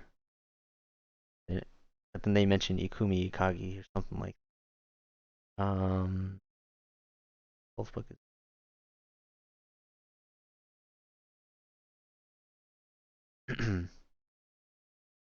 Damn it. Sorry I'm getting sidetracked here, but I just wanted to know. I'm pretty sure it's in the 11th light novel. Pretty damn sure. But let me get back on track. Ooh. Alright, so what does it say? He said, "What do you think of Toko Kirishima?" What the? Why was this a question? No strong opinions either way. That was his gut reaction. He was aware that her work was popular. Oh, okay, yeah, that's what it was. Ikumi Akagi is his old classmate from junior high, and then Toko Kirishima is the singer girl. Okay, so possibly two different people, or maybe the same person, or something like that. Maybe just Toko Kirishima is her like performance or whatever, performer name or whatever. Um, that's where it was from. All right. No strong opinions either way. That was his gut reaction. He was aware that her work was popular, right? Now, but he didn't really care. Why had the other Sakuta left him with this question? Probably had something to do with the other Sakuta's world, but what, he had no idea. And he didn't really have time to sit pondering the unknowledgeable or the unknowable. He'd made it safely back to his world, had yet to solve the problems facing him here. He rolled his shirt up and checked, but the white scar on his side was still there, proof this wasn't over. Sakuta moved to the living room to investigate further. He punched every number he knew into the phone, Mai, Rio, Yuma, even Nataka, but never even got a dial tone. Kaide wasn't here. Nasuno was sleeping on the kotatsu. Figured Kaide was with their mom and hadn't come home. If she'd forgotten Sakuta existed, then odds were she didn't even know she had a home in Fujisawa. Sakuta wasn't getting his hopes up, but he needed to know for sure. He grabbed the folded letter and left the apartment. Took the elevator downstairs and went outside. It was the start of the morning commute. There were several suits and students headed toward the station. Sakuta waltzed out into the middle of the street and took his shirt off, just to be totally obvious. A middle-aged businessman strolled right past. The college girl never even glanced his way. He stood there for a solid 5 minutes trying to good 30 passerby, but nobody made eye contact, and nobody called the police to report a streaker. No cop cars rolled up on him. He didn't have much choice left. He grimaced and committed to the strategy that the other Sakuta had devised. He put his shirt back on and stepped through the doors of Mai's place. He opened the mailbox and put the letter in. He wasn't worried. Somehow, even in this predicament, he was having fun. It was almost like he just scored himself a date. My head said he'd be back from Yamanashi tomorrow, Thursday, March 19th. He couldn't exactly wait outside the post boxes until then, so he went back home, fed Nasuno, and ate breakfast. Once that was done, he washed his face, brushed his teeth, took a leak, and put his uniform on. Here goes nothing, he said, to no one at all, and left the house. He did consider heading to Yamanashi to see Mai. He still wanted to, but she hadn't specified the exact location, and Yamanashi was a whole ass prefecture. Uh, Tracking her down didn't feel like a realistic goal. He'd just have to stay here and look forward to tomorrow. He still was a bit anxious and unsettled. How could he not be? He was hanging on to the end of the thread, and no one could even tell he was there. Rio had described it as a statistical state in which he both did and didn't exist. Nocta had no clue what the hell that actually meant. But he sure was right, or he was sure it was right, that his very existence was trembling like a leaf in the wind. That's exactly why he chose to go to school, to do the normal thing. Sakuta hoped doing what he always did would help him keep rooted to this world. His routine should help him personally feel like he was actually here. So he walked at his usual pace, 10 minutes to Fujisawa Station, the typical morning bustle, suits and students on their way to the office or school, filing through the JR gates or leaving them to transfer to the Odakyu Enoshima line, like he did every day. He slipped through the crowds, out the south side, and across the 50-yard connective bridge. He tapped his train pass on the Inoden Fujisawa Station gate and stepped onto the platform. He made it in time for his usual train. As it pulled out, he took the vocab book out of his bag. He memorized one word at a time, then used the red plastic to cover the answers and make sure he remembered them all. That got him all the way to Shichigahama. He joined the throng of Minagahara students heading to the school itself. At the shoe lockers, he changed into his slippers. He saw Tomoe and Yuma walked right in front of him, but neither one noticed Sakuta. Nobody could tell he was there. It was that simple. He'd known it would be like this, but it still hurt to have all of his friends sail right past him. But the warning bell rang, so he hustled to class. No use hanging his head now. He had something to pin his faith on. He could do this. It might not be scientific evidence, but he had someone he could rely on, someone who mattered. Had Mai. He was sure she would find him. That was something he could believe in. Sakuta wouldn't be stuck in this invisible man life for long. He'd be back to normal before he knew it. Uh, like it's like in the first arc, where Mai disappeared and stuff, and her existence was like she didn't exist anymore, because Sakuta fell asleep and everything. It's like that. Like she knew that, or he found a way, even though she didn't exist at that time. He found a way to find her and everything, and to remember her. Like it would be so great. Like and I'm assuming that's gonna happen. Um, that's maybe what Poku talked about at some point earlier. But it'd be so great if vice versa happened, where Mai ends up finding him. She does something and like breaks the whatever the cycle or the adolescent syndrome, whatever's happening, and ends up finding him, even though he's not supposed to be existing right now. That'd be so freaking cool. But I gotta keep reading. All right. So as best he stuck to his routine, so he didn't have to scramble to catch. Um, I hope he wears a bunny suit. He was sure that she would find him. That was something he could believe in. Sakuta wouldn't be stuck in this invisible man life for long. He'd be back to normal before he knew it. It was best he stuck to his routine so he didn't have to scramble to catch up. Third term finals were over, so all they were doing was giving back answer sheets and going over the questions. Sakuta listened intently anyway, figuring it would benefit him later, but since this world couldn't perceive him, he didn't get his answers back. He still took notes on anything he was sure he'd missed. Their teacher said this is often on college entrance exams. He'd paid extra attention. They only had classes in the morning, but he took all 4 periods seriously. Once the end of day homeroom wrapped up, students with clubs practice stuck around and ate their lunches. Everyone else headed home. Sakuta usually joined them, but since there was nothing to do back at home but study, he headed to the library, eating the red bean bun he'd brought with him on the way. If he was just studying, he might as well do it at school. Ayo, he said, opening the door. There was no one in the library. No, no long ago. There'd been quite a lot of third years prepping for exam season, but they'd all graduated now. He took a seat by a window with an ocean view and opened a math study guide. They'd been going over derivatives in class, and he felt like he should practice that some more. Didn't know what these were used for, but since they would be on the test, had to wrap his head around them. He wanted to enjoy college life with Mai, wanted to see her smile, and it might improve his own future. Bearing a single bathroom run, he stuck to his desk, very focused. Several students came by and asked the librarian questions, but he didn't let them distract him. Finally, a voice said, "Closing up," and pulled him out of it. The librarian was a quiet type in her 30s, and she was doing a last scan of the room, checking between each shelf to make sure no students were still here. He walked right past Sakuta without seeing him. He quickly gathered up his things and slipped out of the doors before she locked them. It would suck to get locked in. Once he was in the hall, he realized it was already dark out. He looked west. The sun was already down. There was just a faint glow out beyond. Enoshima crossed the waters behind the mountains in Odawara, Yugawara, and Hakone. Just the last traces of sunset. Even as he looked, those two faded to night. Sports teams were no longer shouting, the lights were turning off, the school was shutting down before his very eyes. Sakuta had been going to Minagahara for 2 years, but had never seen this side of it. A whim struck him, and he decided to stick around until it was all done.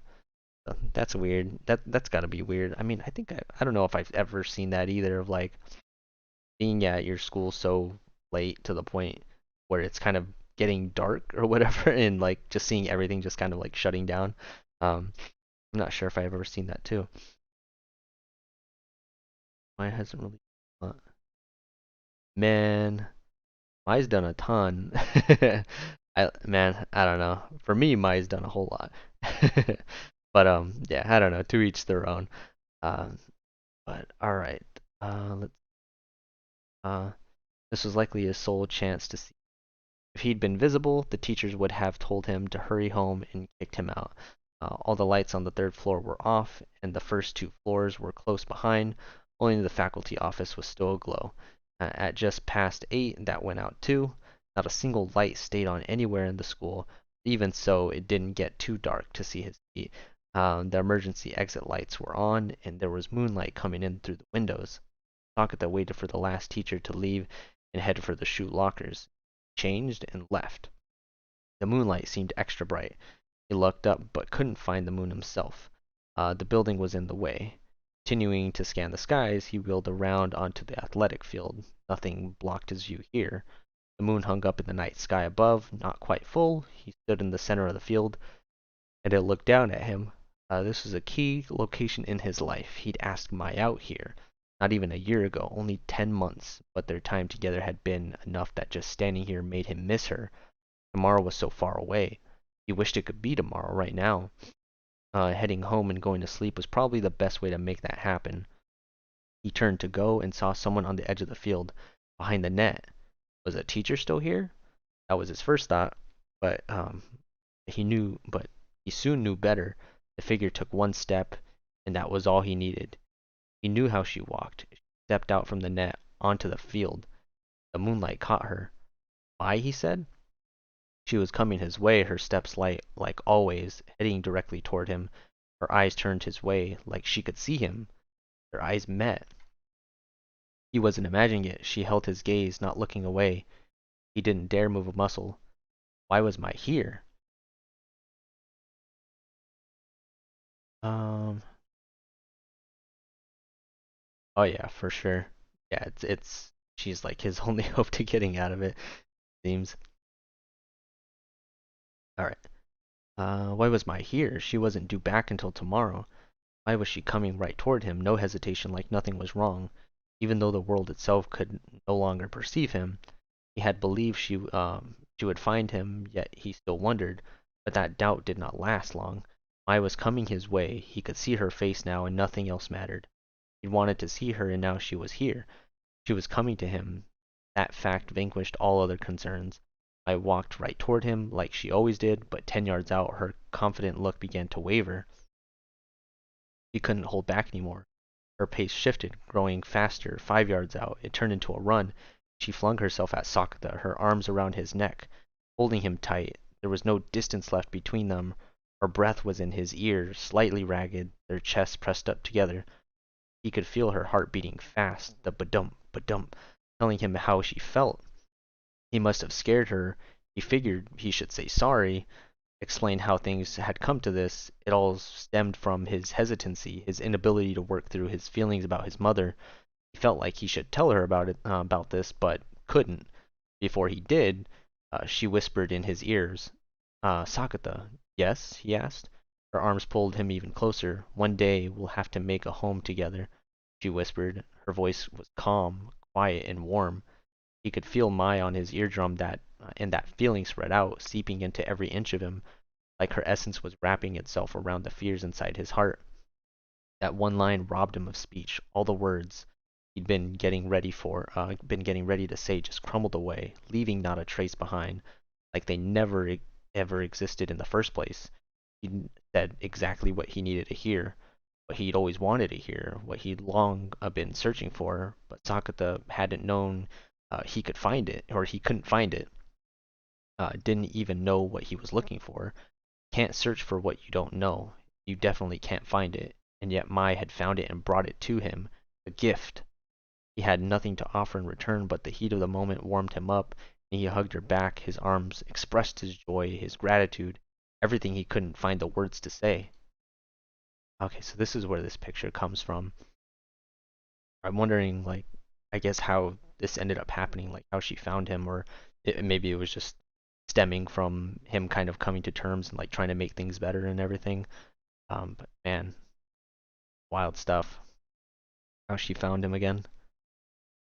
All right, so we're on to the second part of this. Bro, I know. I'm like the fact that she found him and like I guess I don't know if this is gonna like lead to him being back existing for everyone else or if it's just for Mai or whatever. But I'm sure it's gonna be like hella sad when once she hears all the stuff that he tells her about with his mom and everything. Um, but oh man, it's gonna be sad when he actually tells his mom like everything and like kind of like connects back with her and stuff and like finally tells her like I love you and everything what he was trying to say earlier. Um, but I was planning on stopping this around like the 80% mark or maybe like 75% or something like that. But fuck it, I'm finishing it today. I don't want to stop. I'm already too deep into this. We're getting into like the best parts of it, so Um, we only got like less than 30 pages to go, so we're gonna finish it off tonight. Go. All right. At 9 p.m., Shichitagama Station was very quiet. No one else here at this hour. The station didn't even have an attendant. With the place to themselves, they sat on a bench, side by side. The station lights hummed faintly. Neither the sound of the surf nor the sound of the traffic on Route 134 reached them here. Only the smell of the sea made it this far. It worked, Mai said softly. Hmm? He looked her way, a question in his gaze. The charm, she said, with an impish grin. Oh, the thing that she gave him, the little charm, like piece of paper thing that she gave him back then. And I assume that he kept it on him. So that's how she like kind of got back to him then. That cleared up one of his questions. What had brought Mai back a day early? The good luck charm. The marriage, oh yeah, the marriage application with their names on it. He'd had her hang on to it. Oh, okay, yeah, so he didn't have it. He'd had her hang on to it, and that had made her remember him. Oh, okay, damn. Okay, then that's fucking nuts. So she looked at it. She was like, all right, who the hell do I have a marriage application with named Sakuta Asasagawa? And then brought all the memories back. Fuck, that's fucking nuts. And that's why she, like she came back and she found him and was like, "Yo, we gotta get married. We gotta." She didn't say get married, but we gotta make a home together. Damn, that's so fucking, like you said, that's so fucking wholesome. Shit. Um, that's why she'd come back a day early to be here for him. She'd probably found the letter and come to the school not long after. It wasn't coincidence or a miracle. Sakata's salvation came from what they'd built together, and that alone filled him with joy. With his mind filled with memories of their time together, he never noticed how long the train was taking. Time spent with Mai was never boring. It was a good 10 minutes before a train came in from Kamakura. The Eno then rolled in out of the night with no lights around save the lamp posts. The glow of the windows was that much brighter. The train they always rode looked so different. Few passengers were abroad or were aboard, but there were enough to tell if anyone besides Mai could see him the moments they got on. He could feel it. Nobody here could. He glanced her way as a warning, then yelled real loud. No one turned to look. People were busy with their phones or flirting with their partners. Nothing else got through. As he looked around, he felt Mai take his hand. She pulled him over to an empty green seat. She didn't let go until they reached Fujisawa Station. At the end of the line, they got off, but they still couldn't find anyone who could see Sakuta. Ah, okay. So it's legit like no one's like people still can't see him or know he exists, but she's the only one. Kind of like how it was in the first part where only Sakuta knew that she existed and could see her, but no one else could. Damn, like complete like flip around on that. Damn. It was almost 10. The station area was filled with office workers headed home. The town was not yet ready to sleep. All right, Mai and Sakuta walked through the crowd, hands held. Usually they had to be conscious of the public eye. Mai was a bit too famous and did not want to create a media frenzy. The chance to break that rule was liberating and nerve-wracking, but more fun than anything else. They went out to the north side of the station, running through the crowds, hand in hand. That giddy rush gradually faded on the walk home, but the time they crossed the Sakai River, neither was smiling. If nobody else could see Sakuta, the core problem remained unresolved. They couldn't celebrate yet. They reached their respective buildings without either saying much. Sakuta's building lay on one side and Mai's on the other, across the street. Before he could say anything, she went with him, or rather, she pulled his hand toward his building. Besides, she said, I'll whip something up, and headed to the kitchen. Soon they had rice, miso soup, and rolled eggs. He hadn't gone shopping yet, so the fridge was empty. It's like breakfast on a Showa era TV show, Mai said, laughing at her own metaphor. Sakata managed to chuckle himself. Once their bellies were full, Mai said, I filled the bath. Get in.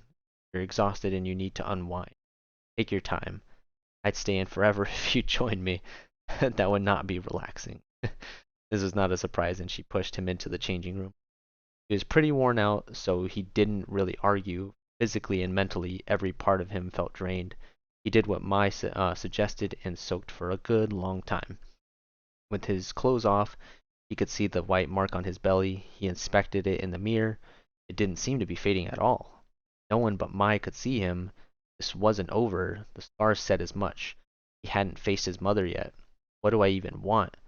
He lay back in the tub, staring at the ceiling, putting his thoughts in words, straightening out the interior of his heart so that he knew where everything was. That alone might justify the long bath. He got out before his head started swimming, and for once Mai actually took his place. Even when she spent the night, she usually went back to her place to bathe. The only time she'd ever used his bath was when she and Nadaka had switched bodies. Never done it, looking like herself. He was still marveling at that when she pointed at the hall. Get it? Then get out. I was hoping to stick around. He let that roll right off, pushing him out of the washroom in his underwear, the door closed behind him, and he heard it lock. Mai, do you have a change of clothes? I ran home earlier and brought your favorite sleepwear back with me. No way. He soon found her tote bag stuffed full. Towel? Can I borrow one? Top shelf, all brand new. Thanks. Go get dressed. She'd caught on that he was listening through the door. Per her orders, he went back to his room and put on his clothes, or his home clothes.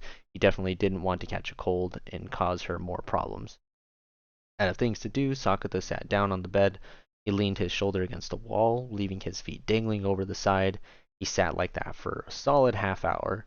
Mai still wasn't out of the bath. The shower stopped running. For a while, it was replaced by the whir of a hairdryer. The door to the changing room opened a good 20 minutes later. I stepped into his room in fluffy sleepwear, both top and bottom 3/4 length.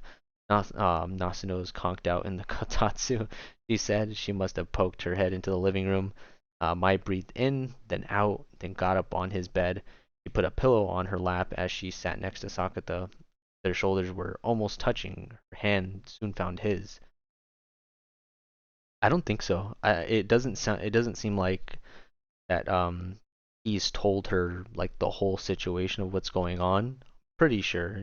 I don't believe they explained it that she knows any of that. She just knows that no one can see him right now. That the adolescent syndrome issue where he doesn't exist, but she's the only one that can see him at the moment. But I don't know if she knows why it's happening. The whole mom thing, him going to another world, and just things of that nature. I'm pretty sure she doesn't yet. Um, I feel like if I let you go, you'll always go again, or you'll go away again. This sounded like an excuse, but that was all she said. From that point on, she just sat in silence, holding his hand. She was simply being there with him. Excuse me. Uh, no pressure, and before long, the words started pouring out. It was wrong to push my mother out of my mind. The lights weren't even on. His voice almost echoed. There were dim lights in the hall, in the living room, and the door was open, so some light spilled around the frame.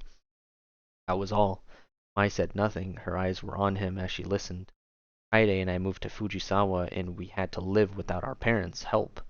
Their father had provided some economic assistance.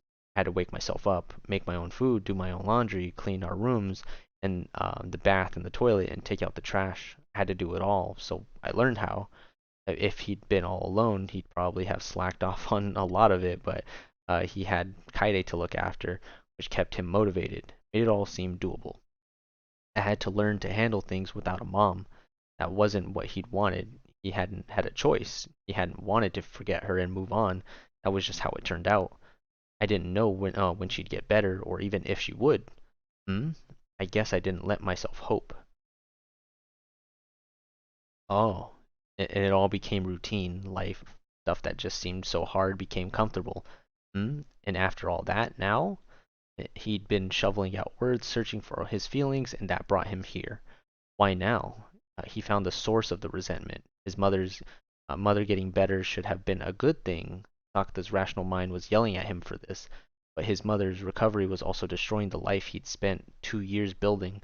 A life that had been all kinds of messed up and weird when it started, but was now his regular routine, and his heart was fighting any change that threatened his new way of life. Maybe they could all live together again, like a normal, happy life, and that thought shook him. Part of him was clutching his head. What was wrong with him? Why couldn't he just accept that this was good news? Those feelings stuck in his throat, and he couldn't find the right words. Sakuta, that's how you should be. Mai's gentle voice filled the silence, her arms wrapped around him. How so? Her meaning eluded him. His feelings were wrong. He should never have forgotten his mother, moved on with this new life. He wanted to be nice, and that wasn't a nice thing to do. You no longer need your parents to clean, cook, and do laundry for you. You wake yourself up to go to school and work a job to earn your own money. What what about it? That was his life. Had been for 2 years. He'd sacrificed his mother for it. You know what we call that, Sakuta? He shook his head and totally lost. We call that growing up. Mai looked at him and flashed a smile, like she was celebrating his step into maturity, a genuinely nice smile. And her feelings, her words, they filled his soul. They sank deep, deep inside him and warmed him and warmed his frozen core. Heat steadily radiated out until his emotions detonated. Before he knew it, he was crying. The tears gushed out and rolled down his cheeks, refusing to be contained. He sobbed like a little kid. When he coughed, Mai patted his back. She pulled him close against her chest. He was safe there. Sakata finally felt secure enough to cry it all out, like how a child's tears wash away everything bad. The morning? Damn it. Alright. Uh, alright, so in the morning, my bad, I got like sidetracked just because I was like trying to gather my thoughts after everything that just happened and stuff. Okay. So in the morning, his alarm clock didn't ring, but when the time Sakata usually woke arrived, his body sensed morning coming and woke up anyway. He peeled his eyes open, a bit reluctantly. He blinked twice, saying nothing. His head was turned to the side and Mai's face was right in front of him, lying there with him, looking back at him, on the same bed, beneath the same comforter. He was somewhere between 4 and 8 inches away. He could almost feel her breathe and might have been able to count her lashes. Seeing the expression of surprise on his face, Mai said, "Look who's up." Is it morning? He lifted the covers to check the status of their attire. "What are you doing?" she asked, baffled. Mai genuinely didn't understand his motivation. "Making sure you left me decent." He remembered sitting in bed, talking to her, how she'd held his hand. His emotions poured out, accepting all of it with a smile, a nod, and a kind look in her eye. He must have worn himself out and drifted off. Sakata didn't remember falling asleep, so he definitely wanted to make sure he hadn't also forgotten climbing the stairs to adulthood. "I would never." "Yeah, I didn't even kiss you." That was pretty adorable in the way that she couldn't quite look him in the eye when she said it, even more so. He tried to restrain himself, but after a line like that, his reason could no longer hold him back. Resistance was futile. "My!" His hands reached out and closed around her waist. Oh no, Sakata, let go. "You're too cute, Mai, I can't." "Knock that off before I have to scold you." But even as she spoke, the hand pushing him away was weakening. "Just this once," she whispered, and her arm slipped around his head, cradling him to her chest. "This really does make him feel safe." Or "This really does make me feel safe," he said. She smelled good, but if he had said so, she would have definitely let go. 5 more seconds. I'd rather have 5 hours. I could allow 5 minutes. I should have said 5 days. Don't be ridiculous. They'd bantered like this several times before, but this time it felt different. They were each taking a bit longer to speak, making sure they'd heard the other right, leaving space between their lines, and enjoying each other's company, reveling in this intimate moment. Even when their banter died away, they both had a smile on their lips, and it wasn't silence. Words weren't needed for Sakata to feel Mai's presence, and he was sure she was wordlessly sensing him back, or right back. For a full minute, they savored the hush. Then Mai spoke again. "Plans for today, Sakata?" Dies of wholesomeness. Speaking just a tad slower than usual. "You first," Sakata said, matching that speed. He wasn't answering a question with a question from a lack of ideas. He'd woken up to find Mai there with him. His plans for the day were already set. But he wasn't yet ready to say them out loud. "I've got work," Mai said, her spirits visibly drooping. Clearly she'd rather be with him. get back to Yamanashi. He'd expected that. She likely pulled a lot of strings to come see him. Can you make it? I'm still good on time. No, I mean, you didn't sleep, right? It wasn't any sign of fatigue on her face that made him ask. In his state, Mai was not able to. Wait. It wasn't any sign of fatigue on her face that made him ask. In his state, Mai was not able to, or not about to let something like that slip in front of him.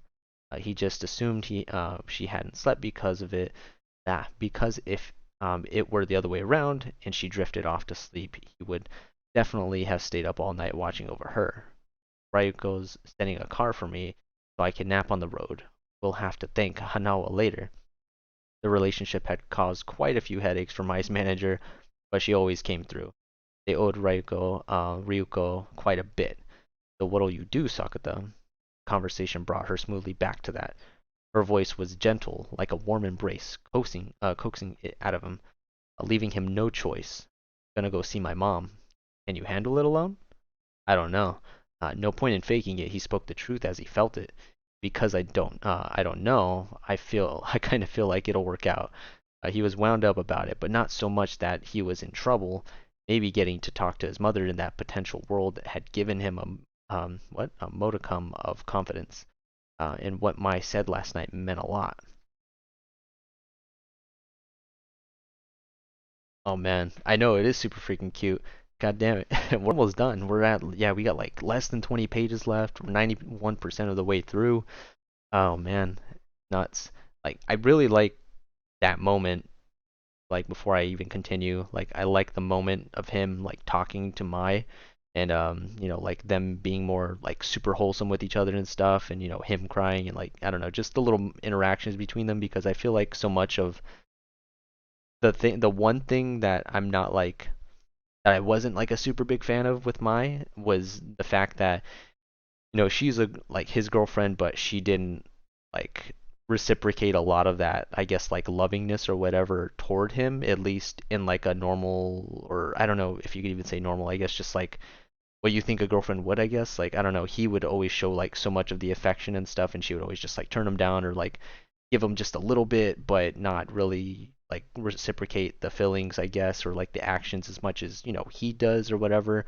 Um, or just like the conversations seem very like with him seemed really short-winded, like very short, sweet. She's just like, all right, do this, or all right, like I gotta go do this, like see you later, or whatever. Like it was very, very quick, but in that moment or whatever, their conversations were back and forth. It seemed like a lot more. She was like a lot more inviting of like that affection and stuff too. So like I like that a lot. I feel like she's opening up a lot more to that kind of side possibly. Um, but yeah, like I like that a whole bunch. I'm hoping that there's a lot more of that in the future too. All right, cool. So she had eased his insecurities, praised him for getting by without his parents, shown him how that was a good thing. He could stand on his own 2 feet now. He had to. So I'm just gonna go see my mom, he said again, as if convincing himself. Okay, I didn't wish him luck. She didn't tell him to hang in there or promise he could do it. I'll be waiting. She trusted him, waited to hear the good news. That was the hardest thing to do, but Mai could do it. Do it for Sakuta, and once things settle down, make sure you introduce me. Hmm? I'll have to meet your mom eventually. Yeah, we'll have to tell her about the marriage. Look, the thing yesterday was different. Different how? That was not a proposal. Aw. I can't give you a morning kiss if we're hugging like this. If she replaced the stick with the very tempting carrot, Sakuta bit instantly. Pulling away from her, he moved his face into position to get that morning smooch, but she pushed away. Oomph. His nose smushed and he made a weird noise. Mai pushed right over to him, um, getting out of bed. What happened to the kiss, Mai? He wailed, sitting up. She was straightening out her hair with her fingers, brushed her teeth first, and with that she left the room. He heard her heading to the washroom, probably to look over herself in the mirror, wanting to look her best for him. That just put a smile on his lips. Just having Mai with him made morning so much more fun. Just hearing her voice lifted his spirits, even if she was teasing him a bit. That just made him grin and love her all morning. He could tell. Just being with Mai made him happy. But that wasn't all. Rio and Yuma gave him strength, and Tomoe and Nadaka made him laugh. Kaide kept him motivated, and the more people get, the more they want. Mai's warmth still lingered on his bed, but Sakuta got up anyway, then on his own 2 feet. Alright, part 4. Well, just past 8, Ryuko Hanawa swung by to pick up Maya. Sakuta saw her off at the door. Ryuko probably couldn't see him, so if he followed her all the way downstairs, it would make for some awkward explanations. On his way, or on his own, he cleaned up the breakfast dishes and did a load of laundry. Then he changed and left the house. His trip took several trains from Fujisawa, an hour's ride in all. For lack of anything better to do on the train, Sakuta spent it thinking about what to say to his mom. Same thoughts looping through his head. Kaide getting bullied, how hard it had been on everyone, then the dissociative order, and Sakuta had barely been able to handle his own mess. But he'd still found a way to step up and take care of both Kaides, trying to fend for himself, and there'd been times when he held it against his parents, but now he didn't know what to think. But Sakuta only had one mom, his mom. The fact hadn't changed, and there were things he'd worked out because they lived apart, like just how much he'd taken his parents for granted. He kept thinking, trying to get his words as accurate and impactful as he could. The hour went by. Before he knew it, he found himself standing outside the workers' housing where his mother's was. He took the stairs one step at a time, face to face with his own heart. Outside the door, he rang the bell. The button didn't even respond to his push. He took the key from his pocket and opened the door. He'd always planned on doing this, so there seemed to be a little point in hesitating now. He took off his shoes and stepped into the hall. When he looked into the dining room, he found it oddly quiet. There were no sounds of life. No one in the living room. The tatami room was empty too. The final bedroom also deserted. Mom? Kaide? He called. Just to be sure, he checked the bath and toilet, finding neither of them, nor his dad. Did they go out? His dad was probably at work, but he didn't know why his mom or Kaide would leave. Mom was only temporarily out of the hospital, and Kaide had just graduated junior high. She was on spring break. Sakuta went back to the dining room and found a calendar on the fridge. March 19th was circled with a red pen, and doctor appointment was written under that. Ah, that was today. Mother must have had a checkup. Kaide had probably gone with her. There was a pamphlet for the hospital pinned to the fridge with a magnet. It was near Shin Yokohama Station, a Tokaido Shinkansen station just past Tokyo and Shinagawa. His father had said that they had a good psychiatric care facility. From here, it was one station away. Sakuta checked the map over, and put his shoes back on and headed out. He wasn't sure when they were due back and didn't feel like waiting. One thought drove him forward. He wanted to be the one who went to her. He took the one. That's what I was gonna say too. Wait. Yeah, that's what I meant. Or W Sakuta. Yeah, for real. um, but that's what I was gonna say before too. Like he never visited his mom, or at least I don't think he did. Like visit his mom in the hospital, or at least we haven't seen like Sakuta in present time like visit his mom in the hospital. I don't believe. That's why I was like he was. I think it would be nice if he did that. I guess while she's going through, I guess checkups or going through that kind of tough state of trying to get herself back right and everything. He took the walk back to the station a bit faster than normal. There wasn't a really reason to hurry, but his feelings were out ahead of him, and they lent wings to his feet. Sakuta knew he was stressing out about this quite a bit, and his stress levels got worse on the short ride to the next station. But those feelings were no longer binding him. He got off the train, went out the gates, and 5 minutes later saw the hospital up ahead. His pace stayed steady. The hospital loomed 8 stories tall, and Sakuta walked right through the automatic doors. Unsure where his mother was, he checked the floor map by reception. Psych ward was on the 5th floor, so he took the elevator there. It was a little box with just him on it that made no other stops. The doors opened and he stepped out into the quiet corridor. Almost no sounds greeted him. The floor was carpeted and it softened his footsteps. He looked right and left. The hall itself was a good 30 yards long, lined with identical doors. They had numbers on them, but no patient name. Probably a sign of the times, privacy policies and the like, or maybe that was how this type of ward operated to begin with. He didn't know where his mom was, but Sakuta didn't need to feel discouraged. Nobody can see me anyway, so I'll just go door to door. No use worrying about propriety. He decided to go to the door at the end of the corridor, but before he got a chance, a door three over opened. "I'll call Dad and tell him what the doctor said," Kaede said as she came out. She didn't see Sakuta. She just turned and headed for the elevator. 3 yards before those, she turned right and entered a break room. Sakuta had checked it on his way and had seen a payphone, so she was likely gonna call their dad on that. And Kaede had let him know exactly where to go. Everyone should have a sister. Sending her a silent thank you, Sakuta moved to his mother's room. He took a deep breath outside, feeling the tension mounting. His mouth felt dry, his legs shaky. He slid the door open, calm enough to make it quiet. He stepped in and closed it behind him, taking care not to make a sound. His mother probably still couldn't see him and wouldn't hear it if he did make a sound. Maybe he didn't need to bother, but it seemed a natural gesture, like his body just knew that's how you acted in a hospital. It was a private room for one, a single bed with a small space left around it. Light streamed in through a window, though it didn't feel confined. It didn't have that excessively sterile feel he associated with hospital rooms. Or she didn't have many belongings here, but it felt like her. The room had his mother's warmth. She was sitting on the side of the bed, her feet on the floor. She looked a bit tired. "Too much excitement?" she whispered. Or too much excitement, she whispered. She was probably talking about Kaide's visit, and it didn't sound like a regret. That tone was comfortably worn out. "Oh, right," she said, reaching for the table. There was a tote bag on it, and she pulled a notebook out of it. There was a table attached to the bed for food, and she opened the notebook on that. She read the words out loud as she wrote them down. He worked out what he wanted to say on the way here, chosen the best turns of phrase, gone over and over so that he wouldn't mess things up. But now, here she was in front of him, and all his speeches were gone. The words that emerged in their place came naturally. "Mom, you've worked so hard. 2 years in this tiny room, all on her own, struggling." By saying it out loud, that became one big feeling inside Sakuta, emotion laced with heat, one that sent a tingle past the back of his nose. Just whispering that simple phrase made his voice shake, his voice already tingled with tears.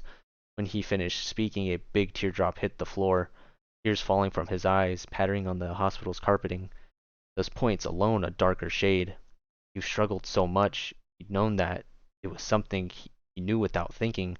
Her struggles had been real, there was no escaping them, and her heart had crumbled under their weight. But Sakuta had been struggling too much to realize that. Even though, perhaps because they were a family, it was easy for emotions to fester. To lose track of something this obvious.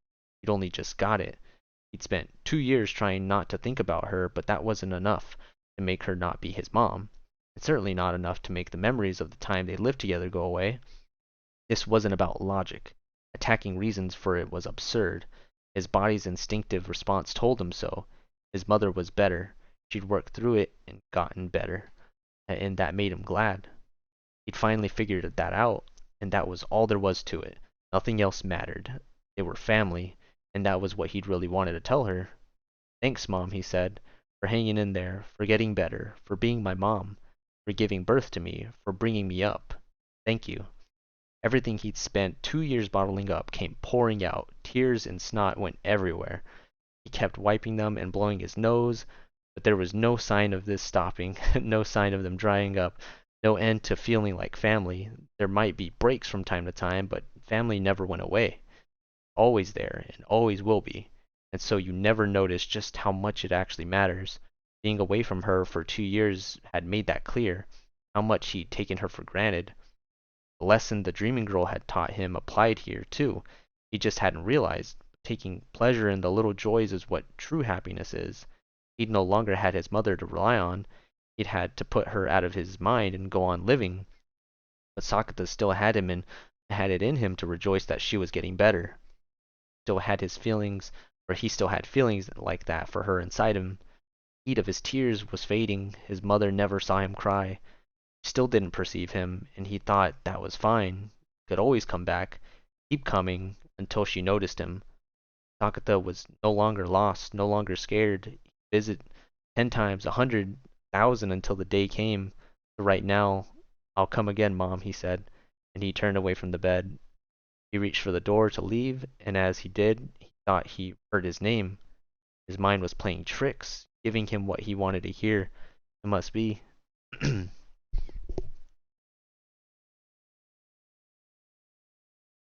What happened?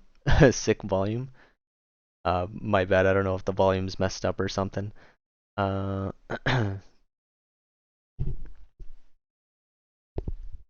maybe I don't know if it's too low. Let me know if the volume's a little too low or something. Okay. My bad. I got distracted. But man, that shit's sad as fuck. I was like almost about to tear up. Mm. Oh, damn. Definitely gonna help.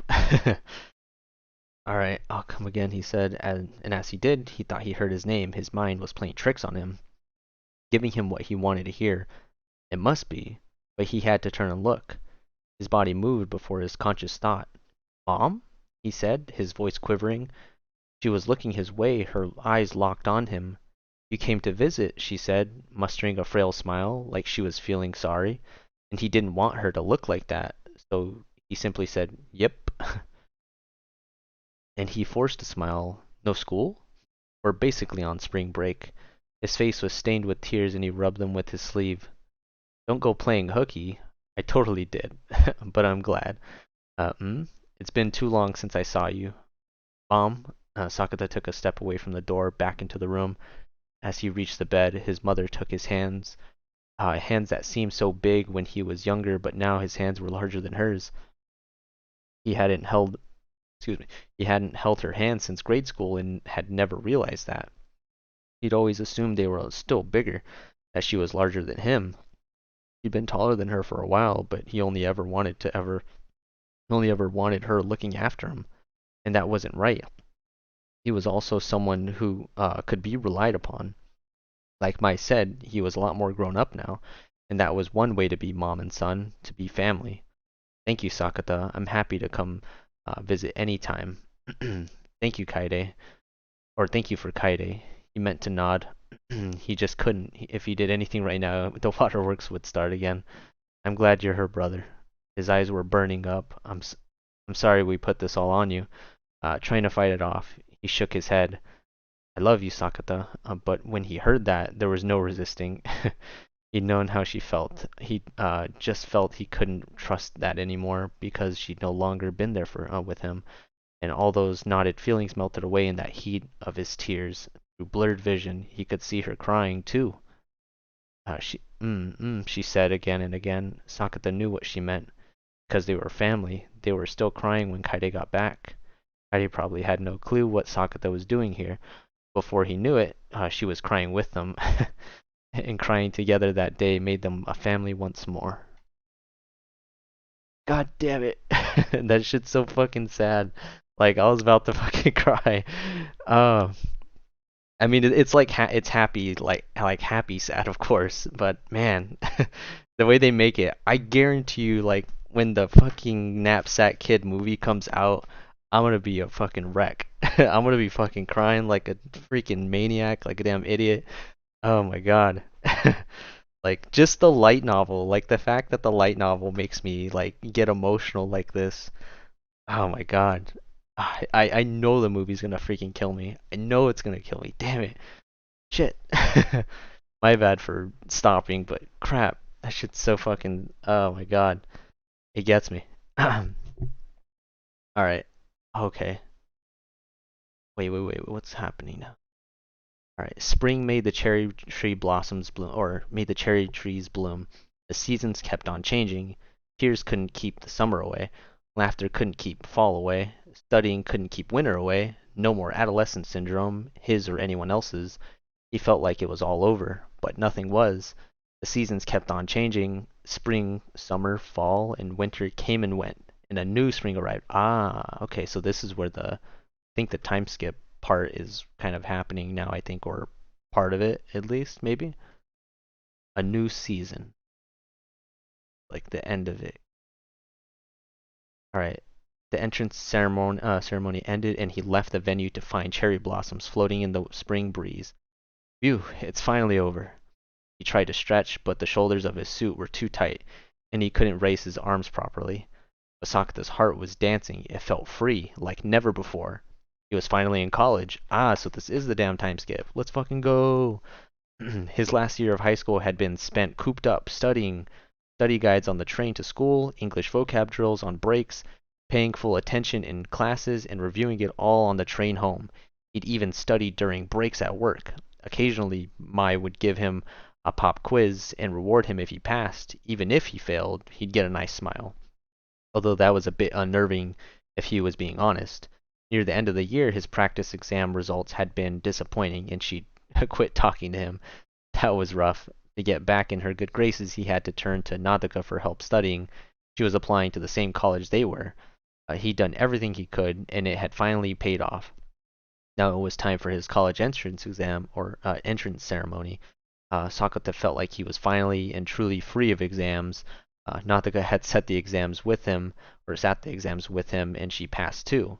A different department, though. She must have been here somewhere, but he didn't know where she was sitting, and she decided showing up blonde would be a bit much. So when they'd met up outside their Fujisawa apartments, her dazzling gold had been dyed jet black. What? Ula had been Sakuta's honest reaction. Did she really dye her hair? No fucking way. Man, Connor, I'm not sure. Maybe. I honestly don't know. It depends on where the story is at with the 12th volume right now. I think I'd say maybe like 15 or something like that. I think maybe they're at kind of getting closer to the end-ish um of the story maybe. I know they're on 12. I think they only maybe have a handful left possibly, but who knows? I'm not even sure what's going down in the 12th one, so it's kind of hard to say.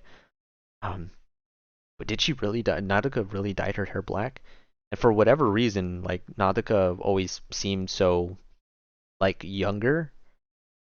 Like the fact that so she's in the same grade as Sakuta. Maybe I completely spaced that and didn't even realize it. She always seemed much, I guess, less mature in some sort of way than Sakuta, I guess, even though Sakuta can be immature.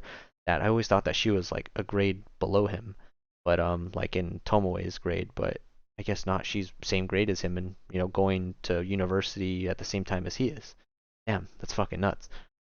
All right. But she dyed her hair jet black. Who the had been Sakuta's honest reaction. She usually kept her hair bunched on one side, but she let it down and was genuinely unrecognizable. It's me, asshole. The two of them were attending a city-run college in Yokohama. The mayor had attended the ceremony and made a speech. Sakuta had already forgotten every word of it, but he was sure it had been very impressive. Never gonna find her like this, he muttered. He was looking for Nadaka, but the ceremony was in the main gymnasium and filled with freshmen in similar-looking suits. Without the blonde locks, he had no way of locating her. That did not improve on the main street through the campus. All the way to the main gates, the road was packed with the new students in uncomfortable suits and upperclassmen already recruiting for clubs or teams. There were signs and flyers everywhere, people dressed up to the eye, even several mascot costumes, quite festive, very college. It was a college, so that was entirely accurate, but it wasn't often real life. Was this a close match to your mental image? And that was, yeah, was that a close match? But it wasn't often real life. Was this close a match to your mental image? And that really made him feel like a college student. He pushed through that typical college hubbub and headed toward the gates. If he waited there, he'd likely spot Nadaka eventually. It wouldn't be a huge deal if he just left alone, but she'd said, "My sister asked me to grab a photo," so he figured he shouldn't actually leave the grounds. But as he drew near the gate, he spotted something and stopped in his tracks. Someone who seemed out of place here, too small to be a college student, and not his imagination. He saw that red leather knapsack. She was skipping along, slipping through the forest of college kids, her beautiful black hair flouncing. She ran right past Sakuta. He never got a clear look at her, but he felt sure it was the same kid, girl who looked like child actress Mai, the vision his adolescent syndrome had showed him, or at least the kid he thought was a vision. He turned to call after her, but the knapsack kid was nowhere to be found. He'd lost her already. But instead, someone called his name. Blinking, he scanned the crowd. Asasagawa. The voice was clear this time, definitely his name. It sounded kind of familiar, but not enough that he could place a speaker. You are Asasagawa, right? Found the speaker in front of him, a girl in a navy pantsuit, which meant she must have been a freshman too, a newly anointed college girl. Her eyes were looking right at him through thin framed glasses. When he didn't say anything, she started to look worried. But he did know this girl. He'd forgotten her once, but events last year had brought her to his attention again. It's fucking Ikumi. Given the nature of those events, it took him a second to respond. Eventually, he managed to speak. Akagi? That was her name. Ikumi Akagi. Yeah, been a while, she said. Her expression never changed. That day, Sakuta Asasagawa was reunited with a junior high school classmate. Damn. Okay. So in the other world that he was in, like that perfect-ish world or whatever that he like ran away to, apparently, he ran into Ikumi Akagi in that world. She went to Minagahara High in that world. So that's how he knows of her then. Or at least he remembered her, I guess. But in this world, he didn't run into Ikumi Akagi. She didn't go to Minagahara High. She went to some other school, and he's barely running into her now that he's in university, and she's going to this university too. That's pretty crazy, just the differences there. Wait. That day, Sakuta Hasagawa was reunited with the junior high school classmate. It? Okay, cool. So this is the end of it. This is the afterword thingy, where the author kind of throws his like thanks out there and stuff and his thoughts. Right, the anime's airing. Please check out Sakuta and Mai in Motion, fully voiced. The manga versions of Bunny Girl Senpai and Petit Devil Kohai are on sale. Bunny Girl is drawn by Sugumi Nanamiya in Petit Devil Kohai, or Petit Devil by Tsukumo Asakasa or Asakusa, and their work is gorgeous. So many drawings of Mai being adorable and Tomoe pouting. There are lots of plans for other merchandise afoot, so don't take your eyes off the Rascal world. My illustrator, Keiji Mizoguchi, and my editors, Kurokawa and Kurosaki, and Fujiwara, been invaluable, and a final hearty cheer to the readers who stuck with me. I hope we meet again in the next volume. The college arc is starting soon, probably. Let's fucking go. Wait, is that it? Is that the last thing? Okay, yeah, so it's just thanks from Yen Press and everything. Fuck, it's over. God damn it. Oh my god. That was fucking good. God, man. Finally came to the end of it. That's fucking nuts. I didn't think I was gonna read this whole thing today and end up finishing it today, but it was fucking worth it. Damn, I'm sorry I'm cussing a lot, but I'm like freaking I don't know. That ending of it was just like a whole roller coaster of emotions. I was just like feeling it, the whole stuff with his mom, like that shit was about to make me cry, like on stream and everything. Like I had to like rein myself in and make myself, like not.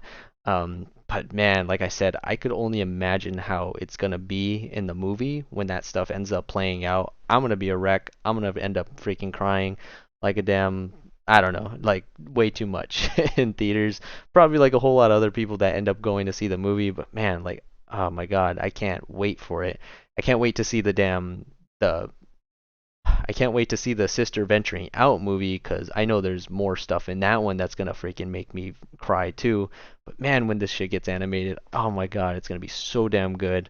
But man, that was it. I thought there was gonna be more to like the mom and Sakata stuff, like other than them crying at the end of it and stuff, and then it like transitioning over to college. I thought it was gonna be like that happened, and then maybe something else a little bit more, and then the time skip kind of stuff. But yeah, that's fucking. I guess that's how that. Hold on. I feel like I missed something. Maybe. Try together, family once more. Okay. And then it just, it just pans off like they're into the college stuff already. Damn. I can't believe that.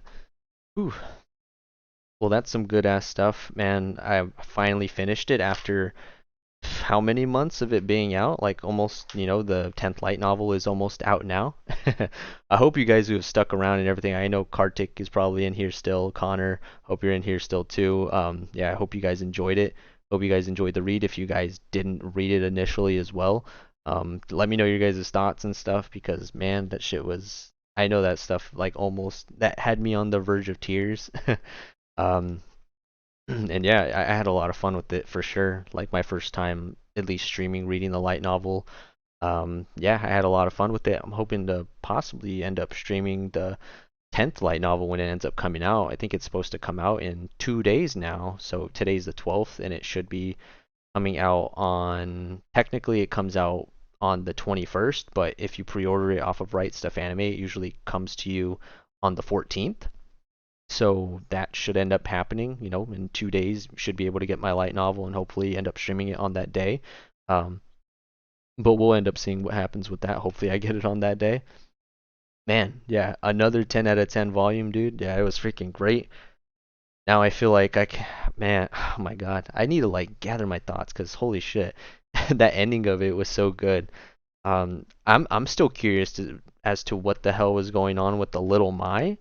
Like, I know they kind of explained what it could have been in some way, I guess, at somewhere towards the tail end.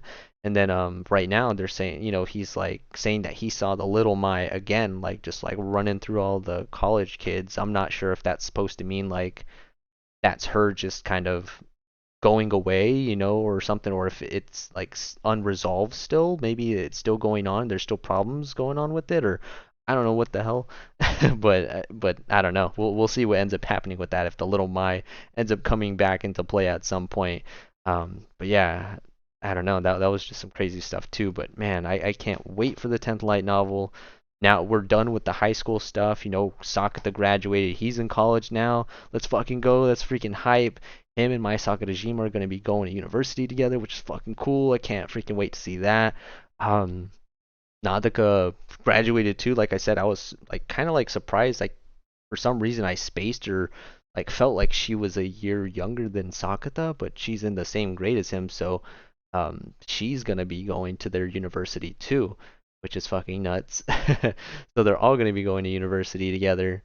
I wonder if she's gonna stick with the black hair. I want to see her with black hair. That's gonna be kind of weird to see since she like dyed it black instead of her normal blonde. It'll be weird seeing her like that.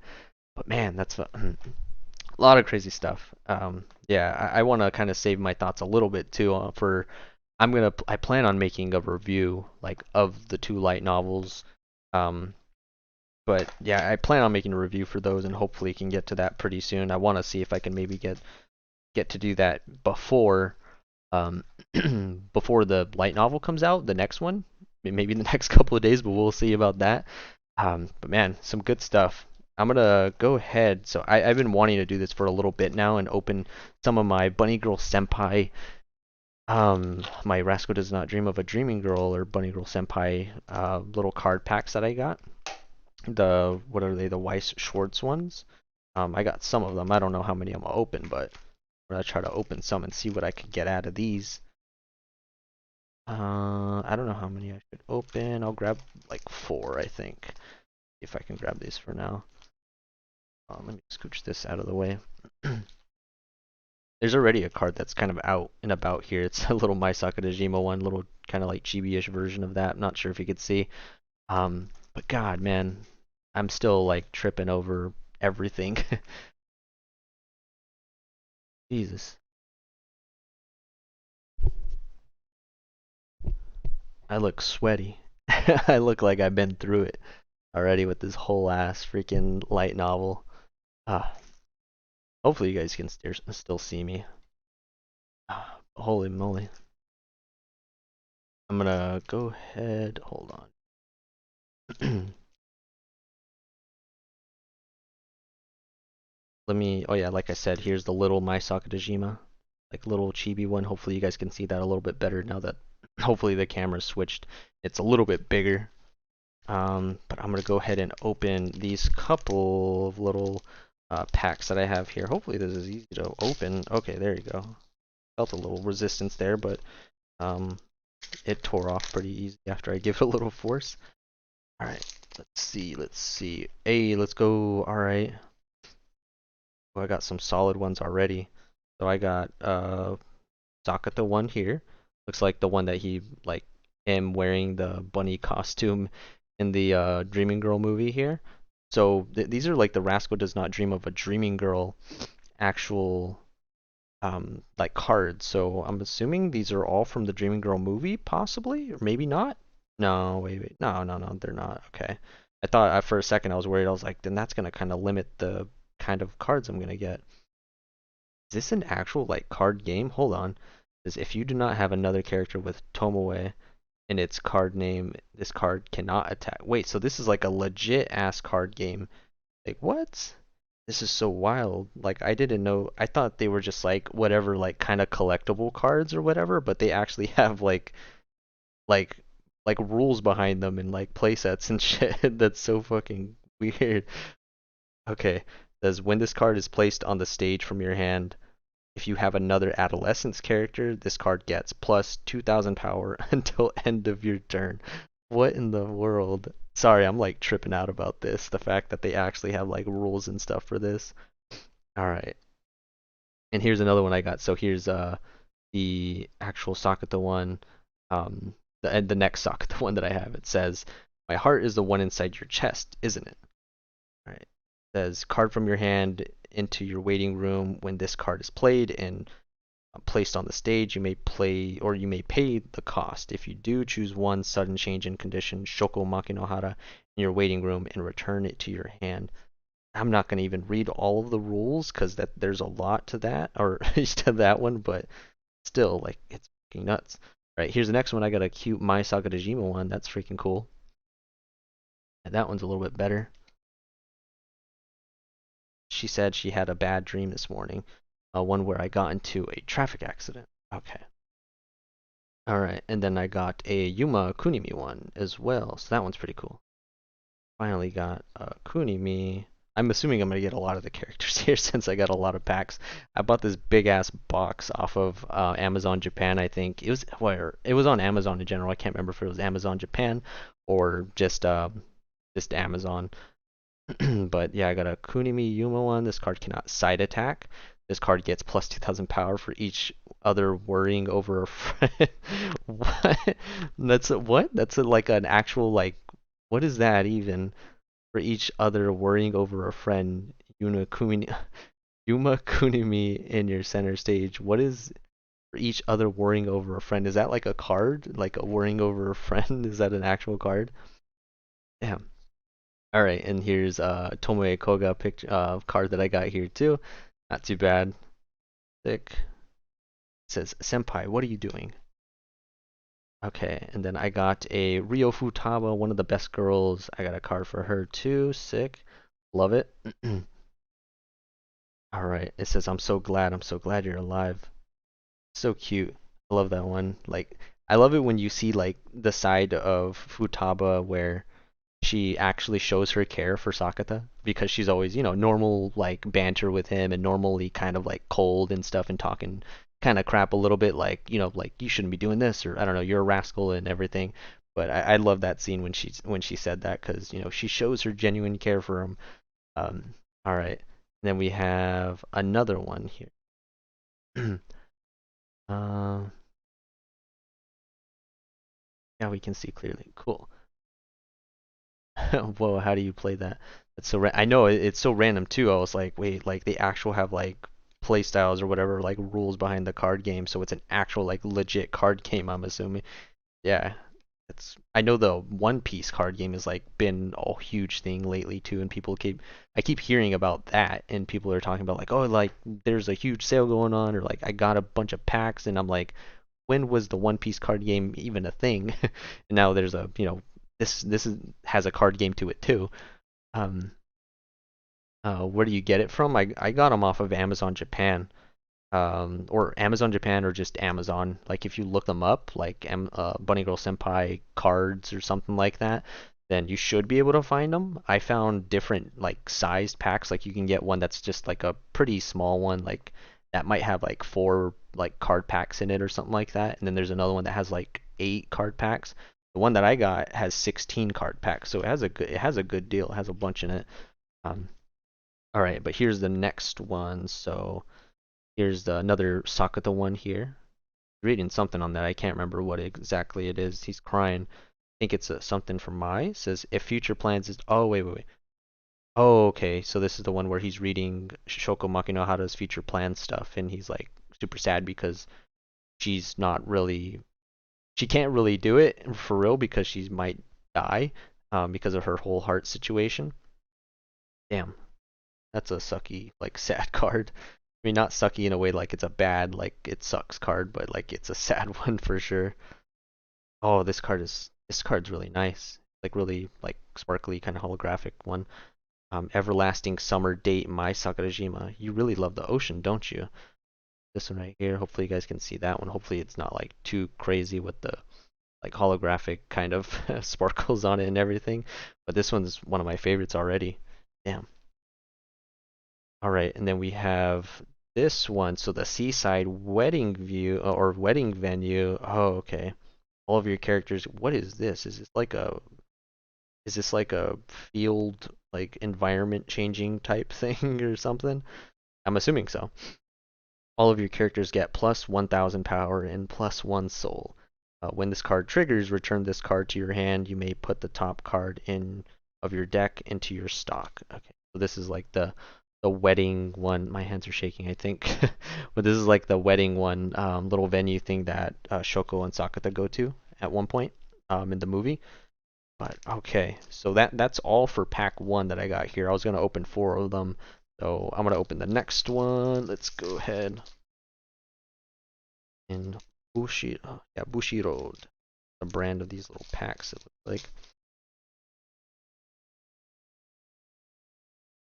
If I can get these out cleanly, I don't want to mess these up. Move that. Oh, cool. This is a quick one of Kaede. Most of these do look to be from the movie. This is a quick one of Kaede. When was this from? You're bringing out the Kotatsu. Oh, so this might be these might all be Dreaming Girl, or at least for the most part, Dreaming Girl movie ones. Yeah, like I guess they all might be. This card is placed on the stage from your hand. This card gets plus X power until end of the turn. X is equal to the number of adolescents adolescents characters you have times 500. What in the world? All right, Sakuta Makinohara-san. Okay, so this is another like sucky, like sad one for sure. Yeah, this is one with Shoko Makinohara, just in pain, poor thing. Then we have one here, Mai Sakurajima, visiting the sick, Mai Sakurajima. Wait, the Shoko one was called Sudden Change in Condition, Shoko Makinohara. Makinohara. And we have this one, visiting the sick, Mai Sakurajima. So this one, another cute picture of Mai. I know she doesn't look the happiest, but still another cute picture of Mai. Card on here. Then we have a I don't flip and get it, Sakuta Unexpected Destination, Sakuta Asasagawa. Another one here. Oh, another Sakuta. Ooh, and we got another like holographic one. Sick. It's of, Big Shoko and little Shoko. Got Big Shoko looking gorgeous in her wedding dress. So it's Special Existence, Shoko Makinohara. Look at that one. This one looks nice. I love this one. It's freaking cool. So nice. I love it. It's beautiful. Then we got Crossroads Sakuta Asasagawa one. It also means that as long as I am not recognized, we can exist simultaneously. So we got this one of Sakuta here, seeing the lights, about to get, got right there, about to get got, about to get ran over. But at the same time too, I think it might be the situation where he's about to get ran over and then Mai pushes him out of the way and saves his life there. And then we have Arrival at the Destination, Shoko Makinohara. Right here, she says. Another, yeah, another Shoko Makinohara one. And we have a Kaede, Precious Younger Sister, Kaede Asasagawa. And it's another one of those kind of like holographic, like sparkly ones.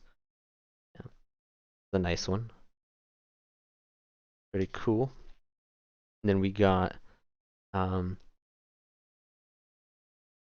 oh, Connor, yeah, I appreciate you for sticking around, man. I appreciate it. Yeah, I appreciate the kind words, and I hope you have a good night. Get some good sleep if if it's time for you to go to sleep or anything like that. But if you have to take off, then I hope you have a good one, man. All right. Imagine seeing a heated game slash match of Bunny Girl Senpai playing, because that's what I'm like trying to envision right now. That's why it's like making me laugh a little bit because I'm like, I can only imagine somebody's like, all right, I play this fucking card, and it's just like this one, like the truth revealed, or like, I mean, that one sounds too much like kind of maybe another card, like an actual legit card. But if I played like I'm about to be like, I'm about to end your whole career with precious young sister Kaede Hasasagawa or something like that. That would be so weird. Um, all right, and then this one is the truth revealed, like I talked about before, and it's just a picture, a card of Sakuta on my. Okay, and I got two more that I'm about to open. Let's see if we can use.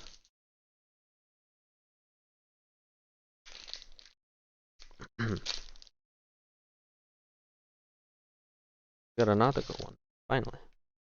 Okay, so we got a Nautica one, so running away from home, Nautica Toyohama. I got a small gig at a shopping mall in Saitama today. This one finally got a Nautica one, so that's our first one of the day for her. Good stuff there. And then we got another Shoko Makinohara one. I believe this is the one from her as a kid, I think. Maybe not. There's a incident in a dream, Shoko Makinohara.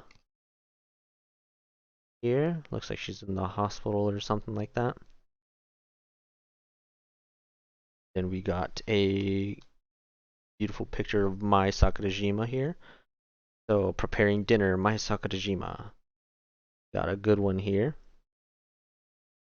Always good to get a Mai Sakurajima card. And then we got a Quantum Entanglement Sakuta Asasagawa. Okay, yeah, we got this one already. So it's got our first double of the day. So Sakuta in like the bunny suit there. And we got another Sakuta here. So Strange Incidents Sakuta Asasagawa. I've had my fill my fill of wild bunny girls. So we got a good Sakuta card here. Him looking happy.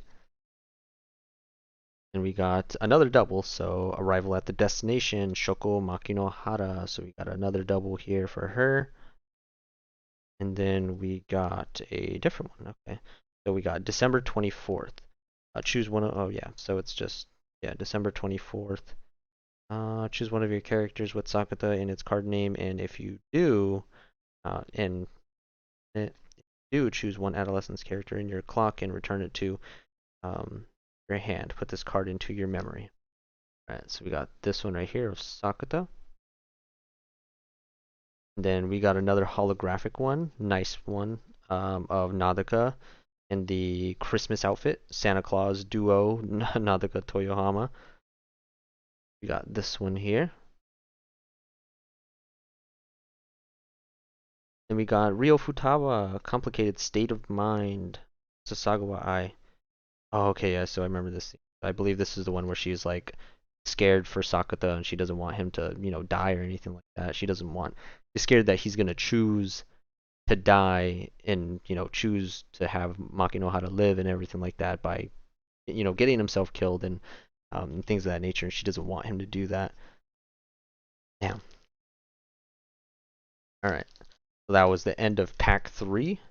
I'm gonna go ahead and open the last one here. Last pack that I got to open. Well, I mean, I have some more here, but I won't open all of them just now. I think these are 4 of them. Then I should have 12 left, I believe. That I'll probably open up at a different time. All right. Okay, we got another double here. We got Kunimi, another Kunimi card. This one is worrying over a friend, Yuma Kunimi.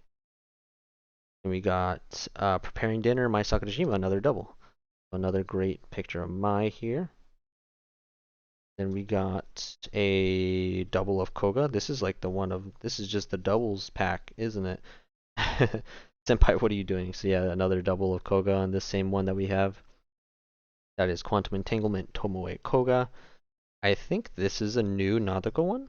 Okay, yeah, I don't think I have this one. Incident in a Dream, Nadoka Toyohama. I don't believe I have this one. Maybe I pulled it earlier, but I don't think I got that one yet. Okay, cool. Ooh, and another. Oh my god, I got some good ones. Let's go. These are some. Damn, these are some good ones that I just pulled. Hell yeah. Okay, so I got a Shoko Makinahara, Time and Memories. So it's like holographic one. This is a really nice, beautiful looking card with a Shoko on it. And then we got a My Sakurajima one, date invitation, My Sakurajima. It says, how about we go see the illumination at Enoshima? We got this one here from the movie. Cool. This one looking good. And then we got this one, which is probably, yeah, this one is my favorite. My favorite that we've gotten all damn day by far. Close Sisters, My Sakurajima. Nataka, you can step on Sakuta's foot, it says. Yeah, this one is a beauty for sure. Yeah, this is a good one. My Sakurajima, looking gorgeous. Best card we've seen all day, for sure. Best card we pulled all day from these packs. Let's go.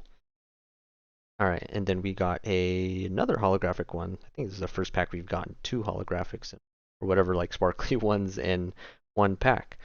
Usual conversational exchange. Ryo Futaba. I'll inform Sakurajima Senpai that you were ogling me. There's just one of Ryo Futaba here, but just a sparkly, kind of holographic one, I guess. Yeah, this one looks nice. We have a good morning kiss. I can't wake up without my good morning kiss, Sakuta. Cool. So we got this one here, just of Sakuta and my Sakurajima trying to pull him to wake him up. This is a pretty funny one. And that's about it. That's all of my that's all the cards. Yeah. We got all of them done. All of them pulled. By far my favorite, of course, again, is this My Sakurajima one right here. It looks amazing. But yeah, we got some good cards. I think we got one of every main-ish kind of character, I think. We got a Mai, we got a Sakuta, we got a Kaide, we got a Koga, we got a Nadaka, we got a Ryo Futaba, we got a Kunimi, we got a yeah, we got most characters. We got Shoko, we got a little Shoko, like somewhere in the mix, a little Shoko too. We didn't get any like of the like random side characters, like the ones that we don't see too much of. And this is just Dreaming Girl movie stuff, so I'm wondering if there's gonna be if there are card packs that are out there that are, just Bunny Girl Senpai in general, like not just the Dreaming Girl movie one. I'm assuming there is. If they have Dreaming Girl cards, then they should have just Bunny Girl Senpai cards, from like throughout all of season one with different scenes or different pictures and stuff from them, which would be really cool to get. I'm gonna try to get my hands on those if there are any. Yeah, that last one for sure was the best one. Yeah, I didn't expect them to have that many too. But man, yeah, that was a good last pack that we did get there for sure. Definitely the best one. I believe I still have like 12 more to open. Like I said, I won't do them all tonight. I'll probably do them on a different time. But again, I believe that's where I'm gonna end the stream now. So again, I appreciate you all for joining. I appreciate you for being here through most of it, Kartik as well. As always, man, I appreciate the support and everything. Appreciate everybody's support for whoever dropped in. Connor, Average Enjoyer, Poku, I appreciate you for stopping by. Everyone else who did that I'm missing right now. But yeah, anybody else who didn't pop in the chat. But I hope you all have a great rest of the night. The light novel was amazing. Finished it off tonight. Ended it off on a freaking amazing note, and I can't wait to read the next one. Next one comes out pretty damn soon, and I'm hoping to be able to possibly stream that one too. Like stream it as it comes out and not stream it, like 3 months late like I did with this one. But I hope you all have a great rest of the night. Thanks again for all the support and for hopping in, and I hope you all have a wonderful one. Thanks again so much. Have a good one, y'all. Catch you later. Bye bye.